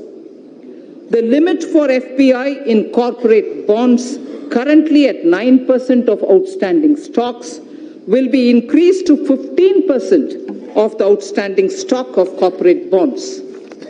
To improve investors' confidence and to expand the scope of credit default swaps, we propose to formulate a legislation to be placed soon before this House for laying down a mechanism for netting of financial contracts. The debt-based exchange-traded fund, the ETF, recently floated by the government was a big success. Government proposes to expand this by floating a new debt ETF consisting primarily of government securities. This will give retail investors access to government securities as much as giving an attractive investment for pension funds and long-term investors. So to address the liquidity constraints of the NBFCs and the HFCs, this was very much talked about between July and December last year, sir, 2019. Liquidity constraints was very frequently mentioned to us. So to address liquidity constraints of the NBFCs and the housing finance corporations, post the Union Budget 2019-20, the government formulated a partial credit guarantee scheme for the NBFCs. To further the support of providing liquidity, a mechanism would be devised. Government will offer support by guaranteeing securities that are so floated. Infrastructure financing. Government's commitment for investment in infrastructure was reiterated when 103 lakh crore national infrastructure pipeline projects were announced.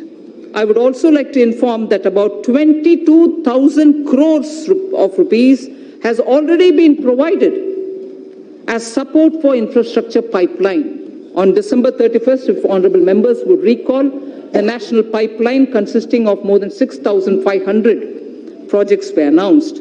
22,000 crore has already been provided as support to infrastructure pipeline.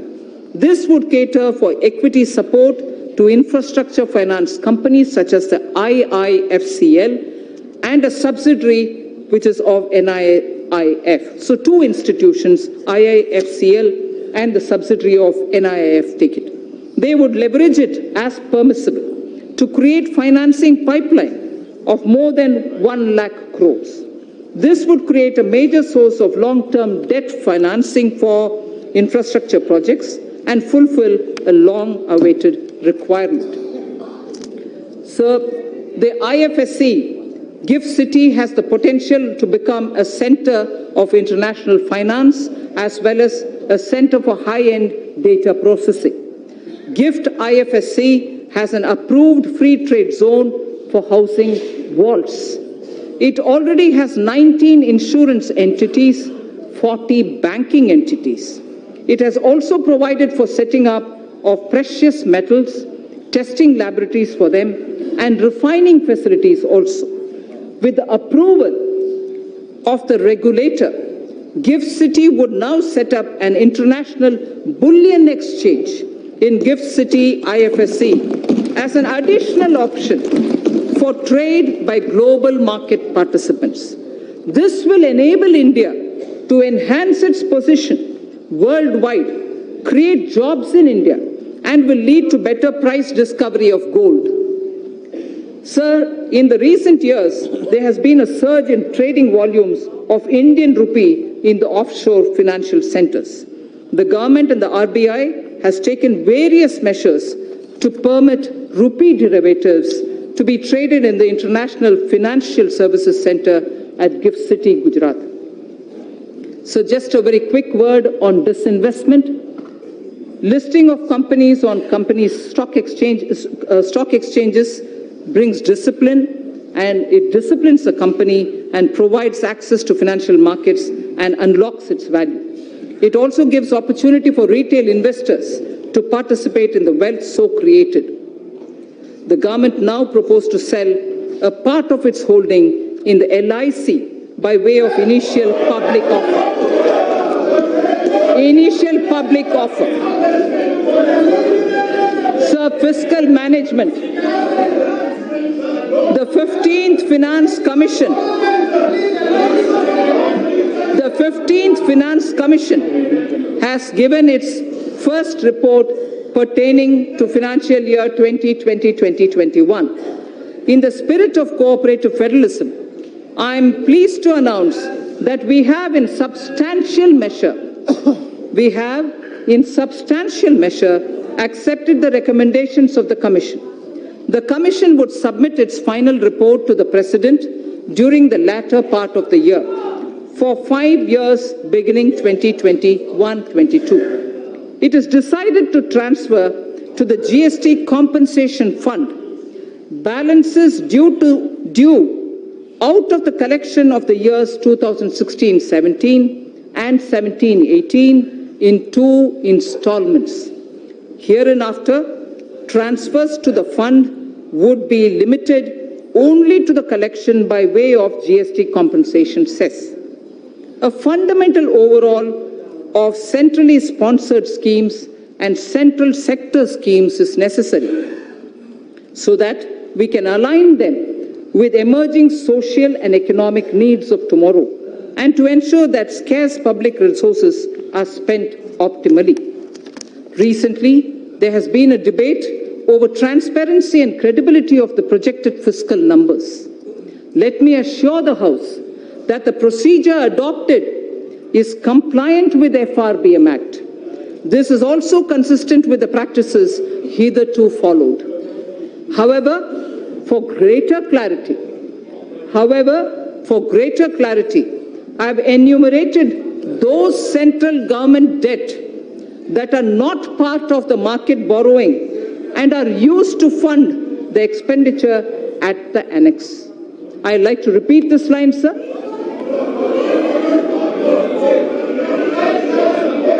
I'd like to repeat this line, sir. For greater clarity, I have enumerated those central government debts that are not part of market borrowing and are used to fund the expenditure at the annex. Servicing of interest and repayment of these debts,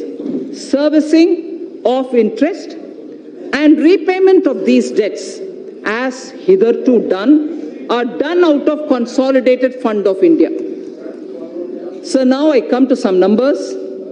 Revised estimates of expenditure for the financial year 2019-20 are at a level of 26.99 lakh crores, and the receipts are estimated at 19.32 lakh crores.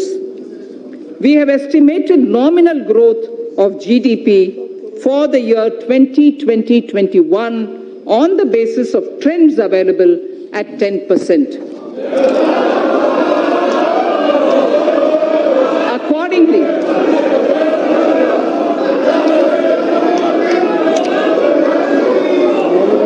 we have estimated, sir, let me finish, sir.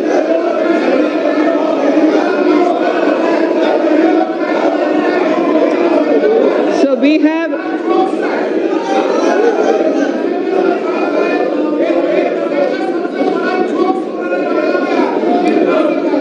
we have estimated the nominal growth. We have estimated the nominal growth of GDP for year 2020-21 on the basis of trends available at 10%. Accordingly, receipts for the year 2020-21 are estimated at 22.46 lakh crores. And keeping in mind commitment of the government towards various schemes and the need for improvement of the quality of life, level of expenditure has been kept at 30.42 lakh crores. Sir, during the year, government has unfailingly worked towards keeping up capital expenditure. Actually, there is substantial enhancement. All the flagship schemes of the government have been fully provided for. Details may be seen in the annexes to the printed copy of my speech. Every budget must appropriately address the issue of fiscal deficit. Every budget must appropriately address the issue of fiscal deficit. Recently, government has undertaken very significant tax reforms for boosting investment. However, expected tax buoyancy will take time. We estimate a fiscal deficit of 3.8% in RE 2019-20 and 3.5% for BE 2020-2021. This estimation is consistent with the government's abiding commitment to macroeconomic stability, and it comprises of A, 3.3 for year 2019-20 and 3 for the 2020-2021 budget estimate, and B, Section 4.2 of the FRBM Act, which provides for a trigger mechanism for a deviation from the estimated fiscal deficit on account of structural reforms in the economy with unanticipated fiscal implications. Therefore, I have taken a deviation of 0.5% consistent with the Section 4.3 of the FRBM Act, both for RE 2019-20 and BE 2020-21. Accordingly, the return path is being laid before the Parliament as a part of the medium-term fiscal policy cum strategy statement. This fiscal path commits us to the path of fiscal consolidation without compromising the needs of investment out of public funds. Accordingly, net market borrowings for the year 2019-20 would be 4.99 lakh crore, and for the year 2020-21 it would be 5.36 lakh crores. A good part, this is very important, sir, a good part of the borrowings of the financial year 2020-21 would go towards capital expenditure of the government that has been scaled up by more than 21%. As I had previously mentioned, another about 22,000 crores have already been allocated for equity to fund certain specified infrastructure finance companies who would leverage it manifold and provide much needed long-term finance for infrastructure sector. That should spur the growth impulses in the economy. So I would now move to part B of my speech.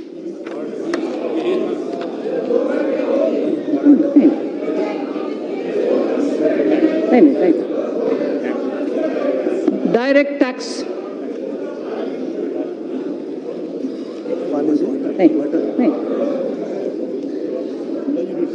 No, thanks. Sir, part B of my speech starts with direct tax, sir. Honorable Speaker, sir, our government has spearheaded radical fiscal measures to ensure that Indian economy continues to tread the path of high growth. There are times when countries are competing with each other like never before to become the most attractive destination for doing business. Therefore, to make sure that India stays globally competitive and a favored destination for investment, we took a bold historic decision of reducing the corporate tax rate for new companies in the manufacturing sector to an unprecedented level of 15%. Similarly, for the existing companies, the rate has also been brought down to 22%, which is the lowest in the world now. This will enable companies to expand their businesses and make fresh investments in the coming future. Though we will have loss of substantial revenue due to these measures in the short run, I'm certain that our economy will reap huge returns on this score in due course. So one quick verse from Raghuvamsa, written by Kalidasa.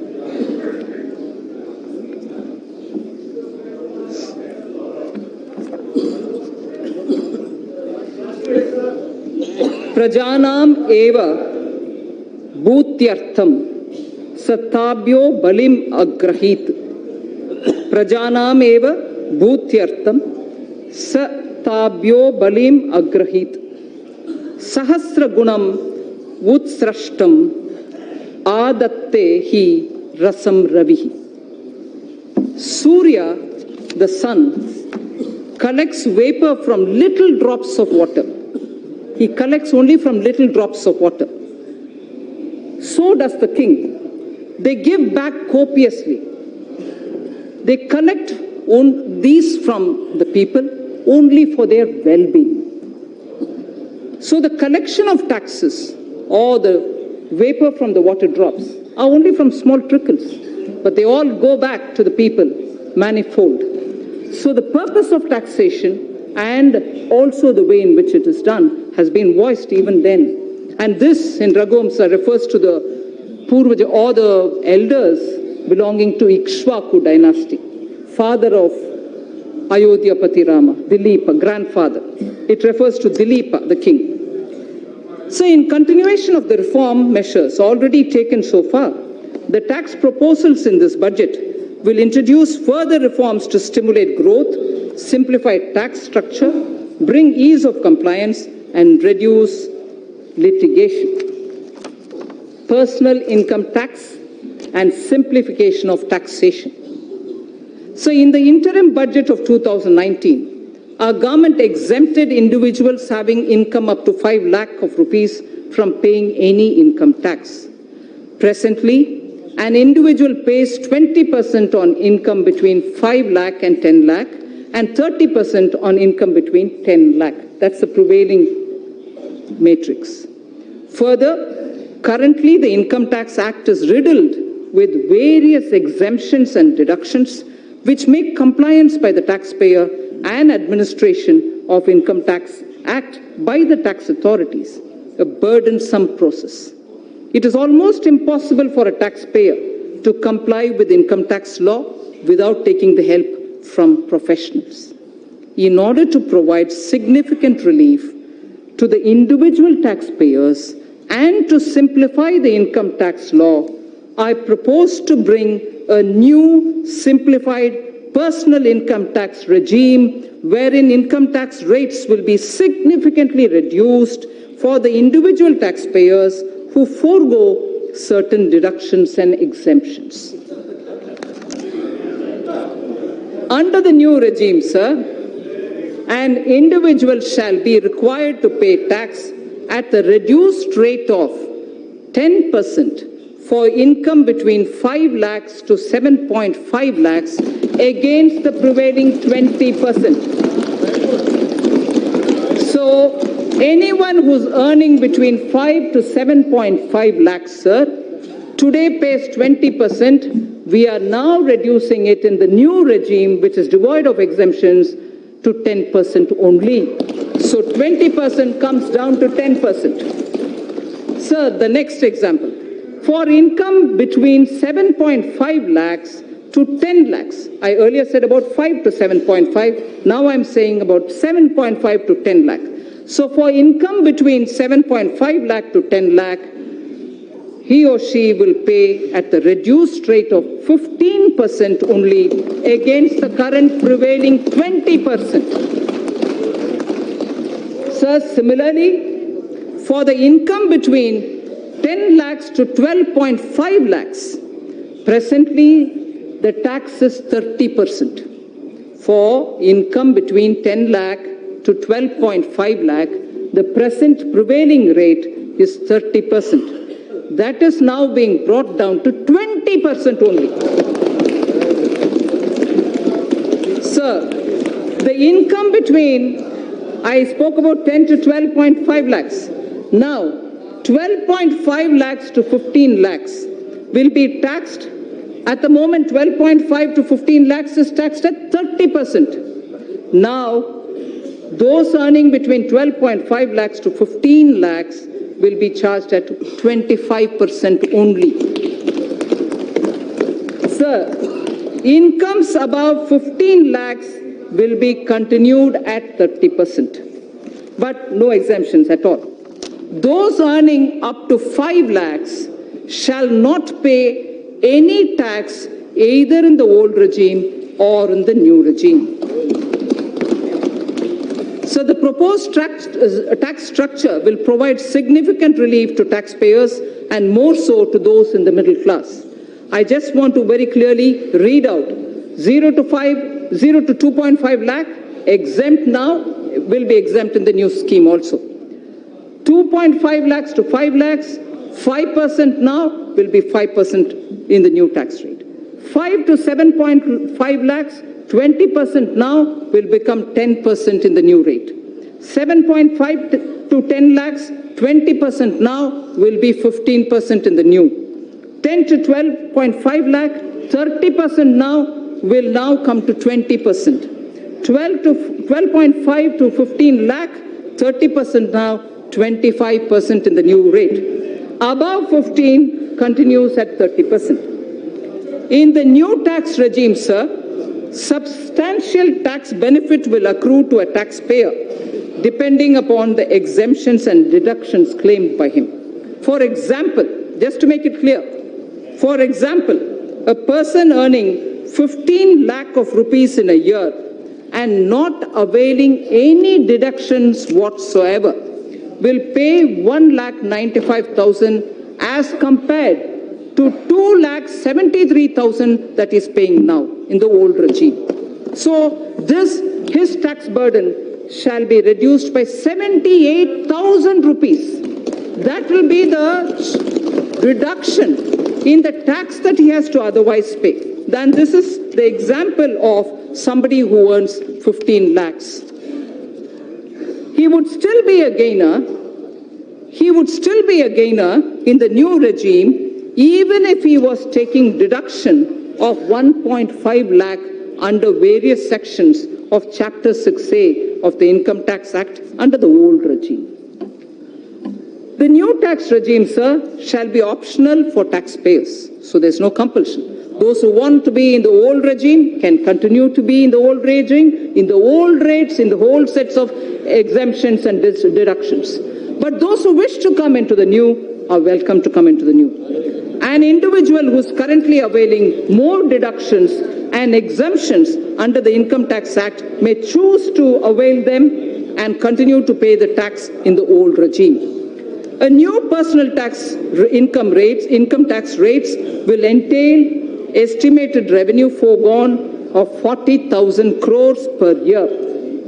We have also initiated measures to pre-fill income tax return so that an individual who opts for the new regime would need no assistance from an expert to file his return and pay income tax. Sir, I will have to put this observation here. In order to simplify income tax system, I have reviewed all the exemptions and deductions which got incorporated in the income tax legislation over the past several decades. In fact, I have that list with me, sir. Somewhere. I have reviewed all the exemptions and deductions which got incorporated in the income tax legislation over the past several decades. It was surprising to know that currently more than 100 exemptions and deductions of different nature are provided in the Income Tax Act. No wonder the code is like this, the book. I have removed around 70 of them. I have removed around 70 of them in the new simplified regime. We will review and rationalize the remaining exemptions and deductions in the coming years, with a view to further simplifying the tax system and lowering tax rates. Sir, the Dividend Distribution Tax. Currently, companies are required to pay dividend distribution tax on the dividend paid to its shareholders at the rate of 15% plus applicable surcharge and cess, in addition to the tax payable by the company on its profits. It has been argued that the system of levying DDT results in increase in tax burden for investors, and especially those who are liable to pay tax less than the rate of DDT if the dividend income is included in their income. Further, non-availability of credit of DDT to most of the foreign investors in their home country results in reduction of rate of return on equity capital for them. In order to increase the attractiveness of the Indian equity market and to provide relief to a large class of investors, I propose to remove the DDT and adopt the classical system of dividend distribution tax, under which companies would not be required to pay DDT. The dividend shall be taxed only in the hands of the recipients at their applicable rates. Further, in order to remove the cascading effect, I also propose to allow deduction for the dividend received by holding company from its subsidiary. The removal of DDT will lead to estimated annual revenue foregone of 25,000 crores. This is another bold move, sir, which will further make India an attractive destination for investment. Sir, concessional rate for electricity generation companies. In order to give boost to the manufacturing sector, new provisions were introduced in September 2019, offering a concessional corporate tax rate of 15% to the newly incorporated domestic companies in the manufacturing sector, which start manufacturing by March 31st, 2023, the corporate rate cut which happened in September. In order to attract investment in power sector, I propose to extend the concessional corporate tax rate cut down to 15% to new domestic companies engaged in the generation of electricity as well. So that corporate rate, which came down to 15% for the new manufacturing companies, will now be available even for power generation companies too. So tax concession for foreign investments. In order to incentivize the investment by foreign sovereign wealth funds of foreign governments in the priority sector, I propose to grant 100% tax exemption to their interest, dividend and capital gains income in respect of investment made in infrastructure and other notified sectors before 31st March 2024 with a minimum lock-in period of 3 years. Honorable Speaker, sir, In order to make available foreign funds at lower cost, I propose to extend the period of concessional withholding rate of 5% under Section 194 LC for interest payment to non-residents in respect of monies borrowed and bonds issued up to 30th June 2023. I also propose to extend the period up to 30th June 2023 for lower rate of withholding of 5% under Section 194 LD for interest payment to foreign portfolio investors and qualified foreign investors in respect of bonds issued by Indian companies and government securities.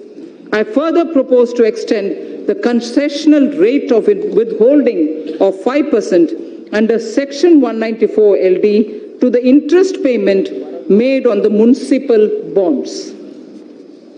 In order to incentivize listing of bonds at IFSC exchange, I propose to further reduce the withholding rate from 5% to 4% on interest payment on the bonds listed on its exchanges. Startups. Startups have emerged as an engine of growth for our economy. Over the past year, our government has taken several measures to handhold them and support their growth.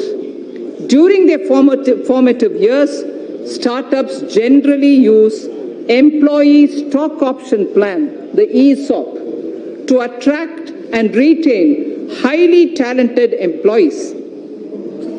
ESOP is a significant component of compensation for these employees. Currently, ESOPs are taxable as perquisites at the time of exercise. This leads to cash flow problem for the employees who do not sell the shares immediately and continue to hold the same for long term. In order to give a boost to the startup ecosystem, I propose to ease the burden of taxation on the employees by deferring the tax payment by 5 years or till they leave the company or when they sell their shares, whichever is the earliest. Further, an eligible startup having turnover of up to 25 crores is allowed a deduction of 100% of its profits for 3 consecutive assessment years out of 7 years. If the total turnover does not exceed 25 crore rupees. In order to extend this benefit to larger startups also, I propose to increase the turnover limit from existing 25 crores to 100 crores. Moreover, considering the fact that in the initial years, a startup may not have adequate profit to avail this deduction, I propose to extend the period of eligibility for claim of deduction from the existing 7 years to 10 years. So the corporate rate cut in September has led to a lot of cooperatives who are asking for level playing field. Cooperative societies play an extremely important role in our economy in facilitating access to credit, procurement of inputs, and marketing of products to their members. These cooperatives are currently taxed at the rate of 30% with surcharge and cess. As a major concession, and in order to bring parity between cooperative societies and corporates, I propose to provide an option to the cooperative societies to be taxed at 22% plus 10% surcharge and 4% cess with no exemption or deductions. Further, I also propose to exempt these cooperative societies from alternative minimum tax, the AMT, just like companies under the new tax regime are exempted from minimum alternative tax, the MAT. MAT for corporate tax, corporates were removed, and similarly now AMT for the cooperatives is also being moved. Medium and small and micro enterprises, the MSMEs.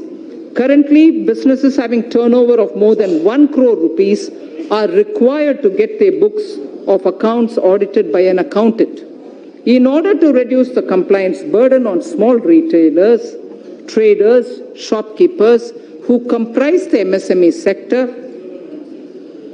I propose to raise by 5 times the turnover threshold for audit from the existing 1 crore to 5 crore. So up to 5 crore, there wouldn't be a requirement for auditing of their accounts. Further, in order to boost less cash economy, I propose that the increased limit shall apply only to those businesses which carry out less than 5% of their businesses and business transactions in cash. So we wish to move to greater digitization. Affordable housing. For realization of the goal of housing for all and affordable housing, in the last budget, I had announced an additional deduction of up to 1,50,000 rupees for interest paid on loans taken for the purchase of an affordable house. The deduction was allowed on housing loans sanctioned on or before 31st March 2020. In order to ensure that more persons avail this benefit and to further incentivize the affordable housing, I propose to extend the date of loan sanction for availing this additional deduction by 1 more year. Further, in order to boost the supply of affordable houses in the country, a tax holiday is provided on the profits earned by developers of affordable housing projects approved by 31st March 2020. In order to promote the affordable housing projects, I propose to extend the date of approval of affordable housing projects for availing the tax holiday by 1 more year again. I propose to extend the date of approval of affordable housing projects for availing this tax holiday by 1 more year. So next is the concession to real estate transactions.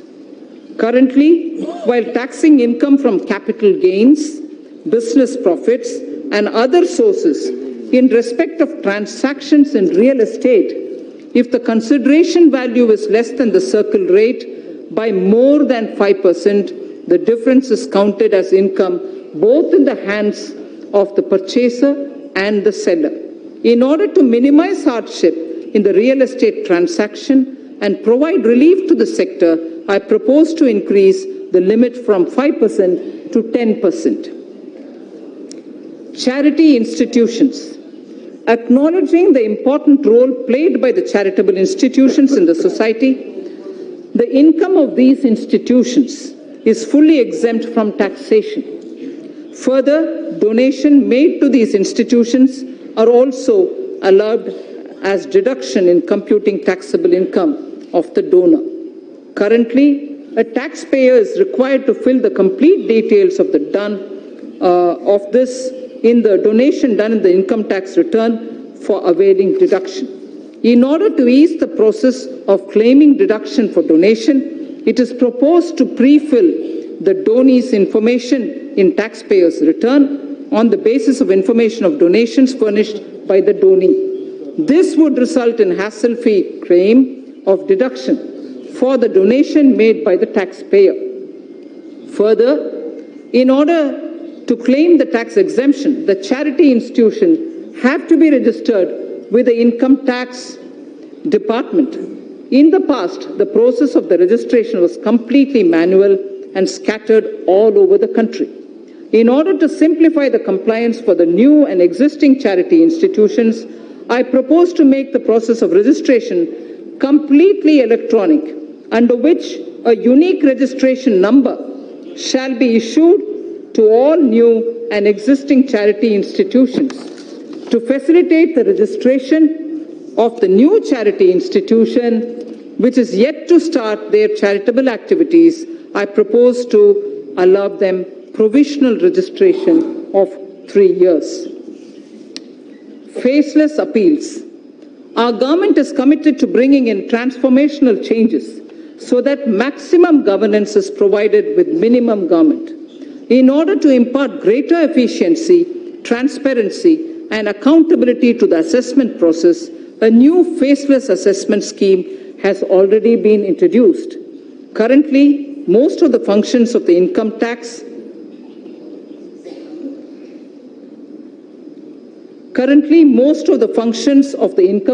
department, starting from the filing of return, processing of returns, issuance of refunds, and assessment, are performed in the electronic mode without any human interface.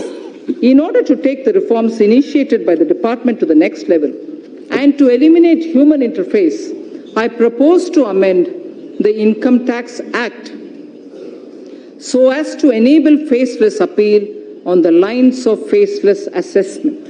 So faceless assessment was done, now faceless appeals will also be possible. Sir, Honorable Speaker, Vivad se Vishwas scheme. Vivad se Vishwas scheme. No dispute, but only trust scheme. If I can say it in English, no dispute, but trust scheme. Vivad se Vishwas scheme. Sir, in the past, our government has taken several measures to reduce tax litigations. In the last budget, Sabka Vishwas scheme was brought in to reduce litigation in indirect taxes. It resulted in settling over 1,89,000 cases. Currently, there are 4,83,000 direct tax cases. 4,83,000 direct tax cases pending in various appellate forums, Commissioner of Appeals, Income Tax Appellate Tribunal, High Court, Supreme Court, and so on. This year, I propose to bring a scheme similar to the indirect tax Sabka Vishwas scheme for reducing the litigation even in the direct taxes. Under the proposed Vivad se Vishwas scheme, a taxpayer would be required to pay only the amount of disputed tax and will get complete waiver of interest and penalty provided he pays by 31st March 2020. Those who avail this scheme after 31st March 2020 will have to pay some additional amount, but even then they can come in. The scheme will remain open till 30th June 2020. So the first thing is 31st March 2020, where you just pay the disputed tax amount, no penalty, no interest. In case you don't do it before that, you move over to 30th June, but where you pay some additional amount. Taxpayers in whose cases appeals are pending at any level can benefit from this scheme. I hope that taxpayers will make use of this opportunity to get relief from vexatious litigation process. So losses of merged banks. As part of consolidation of the financial sector, our government has brought out schemes for merger and amalgamation of public sector banks in order to ensure that amalgamated entities are able to take the benefit of unabsorbed losses and depreciation of the amalgamated entities. I propose to make necessary amendments to the provision of the Income Tax Act. Taxpayers' Charter. I mentioned it briefly in Part A. Any tax system requires trust between taxpayers and the administration. This will be possible only when taxpayers' rights are clearly enumerated. Towards this end, and with the objective of enhancing the efficiency of delivery system of the Income Tax Department, I propose to amend the provisions of the Income Tax Act to mandate the Central Board of Direct Taxes, CBDT, to adopt a taxpayers' charter. The details of the contents of the charter will be notified soon. Instant PAN through Aadhaar. In the last budget, I had introduced the interchangeability of PAN and Aadhaar, for which necessary rules were already notified. In order to further ease the process of allotment of PAN, soon we will launch a system under which PAN shall be instantly allotted online on the basis of Aadhaar without any requirement for filling up of detailed application form. Sir, our government brought in the GST as a historic reform of the indirect taxes in 2017. We also took a path-breaking step of simplifying and rationalizing corporate tax in September 2019. More importantly, we offered a rate of corporate tax which perhaps is the lowest in the world. Continuing on this path, we have now put the personal income tax at its lowest ever rate and totally removed the DDT at the company's hands. Further, the direct taxes are now the lowest, simplest, and the smoothest. Direct tax on the startups have also seen many reformatory steps in quick succession. Even ease of compliance is seeing unprecedented changes. Last but not the least, personal interface with tax administration is at the minimum level. So last, indirect tax. Indirect tax, sir. As I mentioned earlier in part A of my speech, reforms are continuing in the GST. A simplified return shall be implemented from 1st April 2020. This is under the pilot run. It will make return filing simple with features like SMS-based filing for nil return pre-filling, improved input tax credit flow, and overall simplification. Refund process has been simplified and has been made fully automated with no human interface. Electronic invoice is another innovation wherein critical information shall be captured electronically in centralized system. It will be implemented in a phased manner starting from this month itself on optional basis. It will facilitate compliance and return filing. Several measures have been taken for improving compliance. That has been a worry for many of the states, sir. Aadhaar-based verification of taxpayers is being introduced. This will help in weeding out dummy or non-existent unit. Dynamic QR code is proposed for consumer invoices. GST parameters will be captured when payment for purchases is made through the QR code. A system of cash reward is envisaged to incentivize customers to seek invoice. Deep data analytics and AI tools are being used for crackdown on GST input tax credit refund, and other frauds, and to identify all those who are trying to game the system. Invoice and input tax credit matching is being done, wherein returns having mismatch more than 10% or above a threshold are identified and pursued. Significant policy level changes have also been made. GST rate structure is also being deliberated upon so as to address issues like inverted duty structure. Customs. A number of measures have been taken for ease of doing business.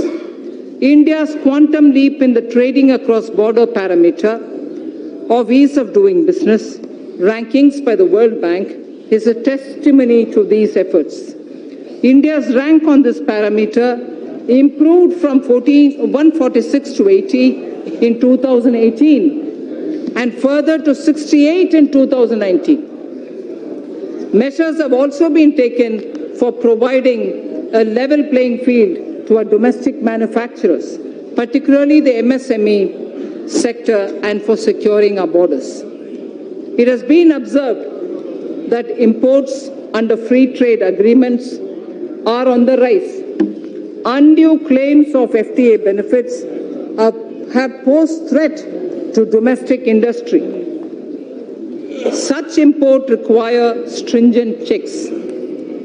In this context, suitable provisions are being incorporated in the Customs Act. In the coming months, we shall review rules of origin requirements, particularly for certain sensitive items, so as to ensure that FTAs are aligned to the conscious direction of our policy.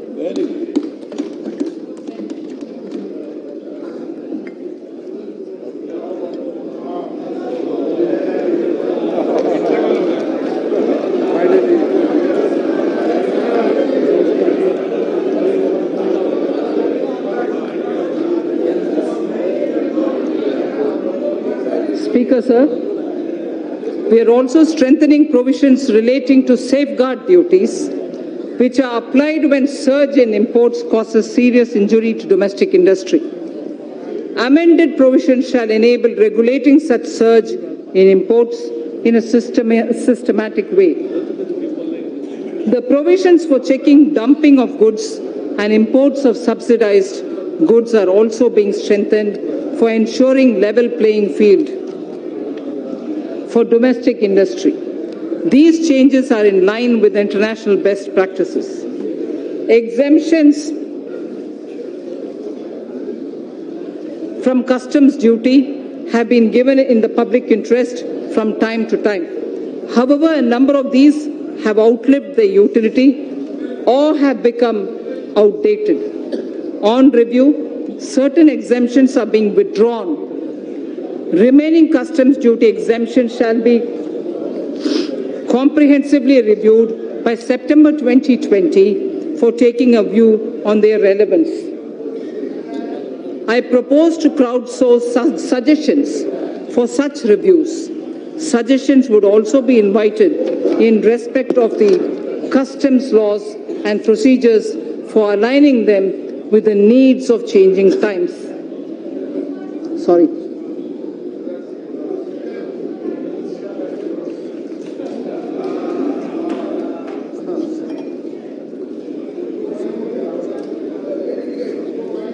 Labor-intensive sectors in MSME are critical for employment generation. Cheap and low-quality imports are impediment to our growth. Special attention has been taken to put measured restraint on import of these items, which are being produced by our MSMEs with better quality. Keeping in view the need of the sector, customs duty is being raised on items like footwear and furniture. Our policy of Make in India has started giving dividends. Need more water.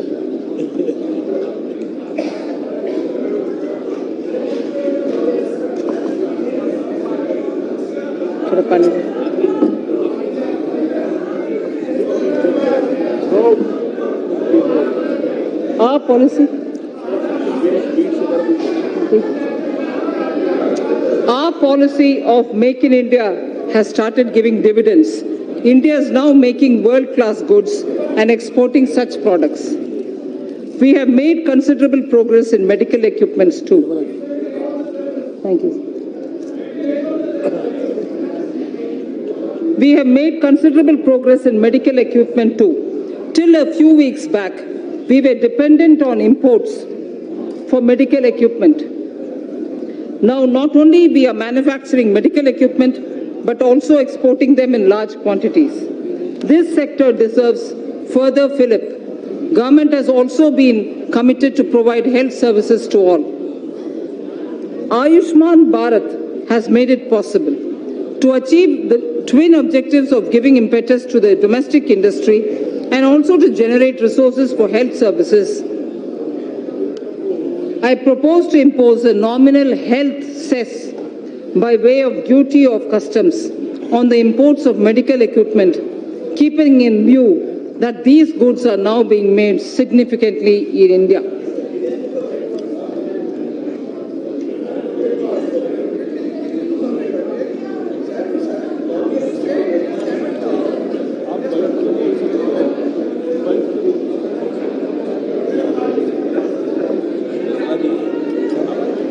I'm finished.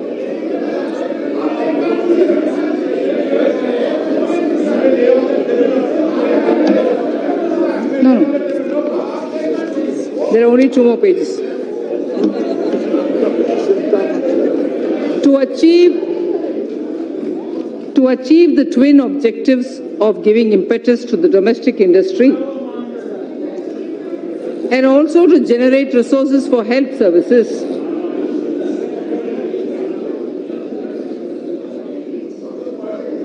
I propose to impose a nominal health cess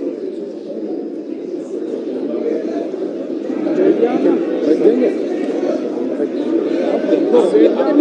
I give you a sweet?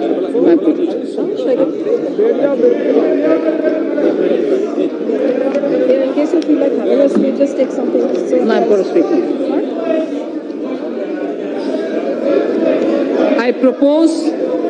I propose to impose a nominal health cess by way of duty of customs on the import of medical equipment. Keeping in view that these goods are now being made significantly in India, the proceeds of this cess shall be used for creating infrastructure. So I think I will lay the rest of the pages, sir. Please consider as read. Thank you.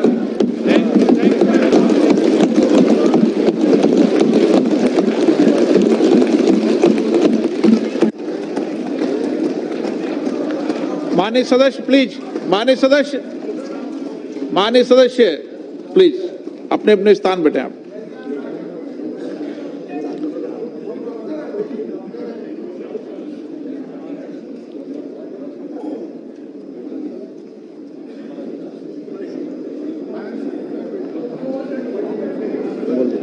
Item number 3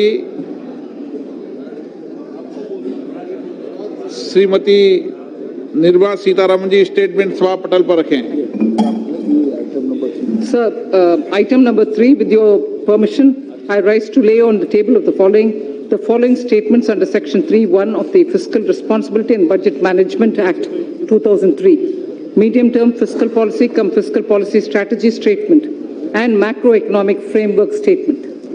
item number 4 Shrimati Nirmala Sitharaman ji वित्त विधेयक पुनर्स्थापना 2020। Sir, with your permission, I rise to move for leave to introduce the Finance Bill 2020. प्रश्न ये है कि विधेयक को पुनर्स्थापित करने की अनुमति प्रदान की जाए। जो सदस्य इसके पक्ष में हाँ गए, जो सदस्य विरोध में ना गए, मेरे विचार में निर्णय हाँ वालों के पक्ष में हुआ, हाँ वालों के पक्ष में हुआ, अनुमति प्रदान की जाती है।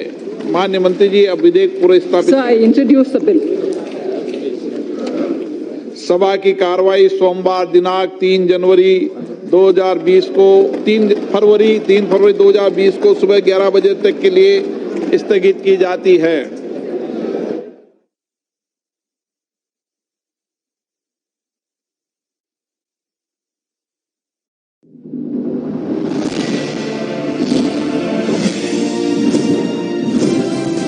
आप देख रहे हैं डीडी नेशनल, इंडिया का अपना चैनल।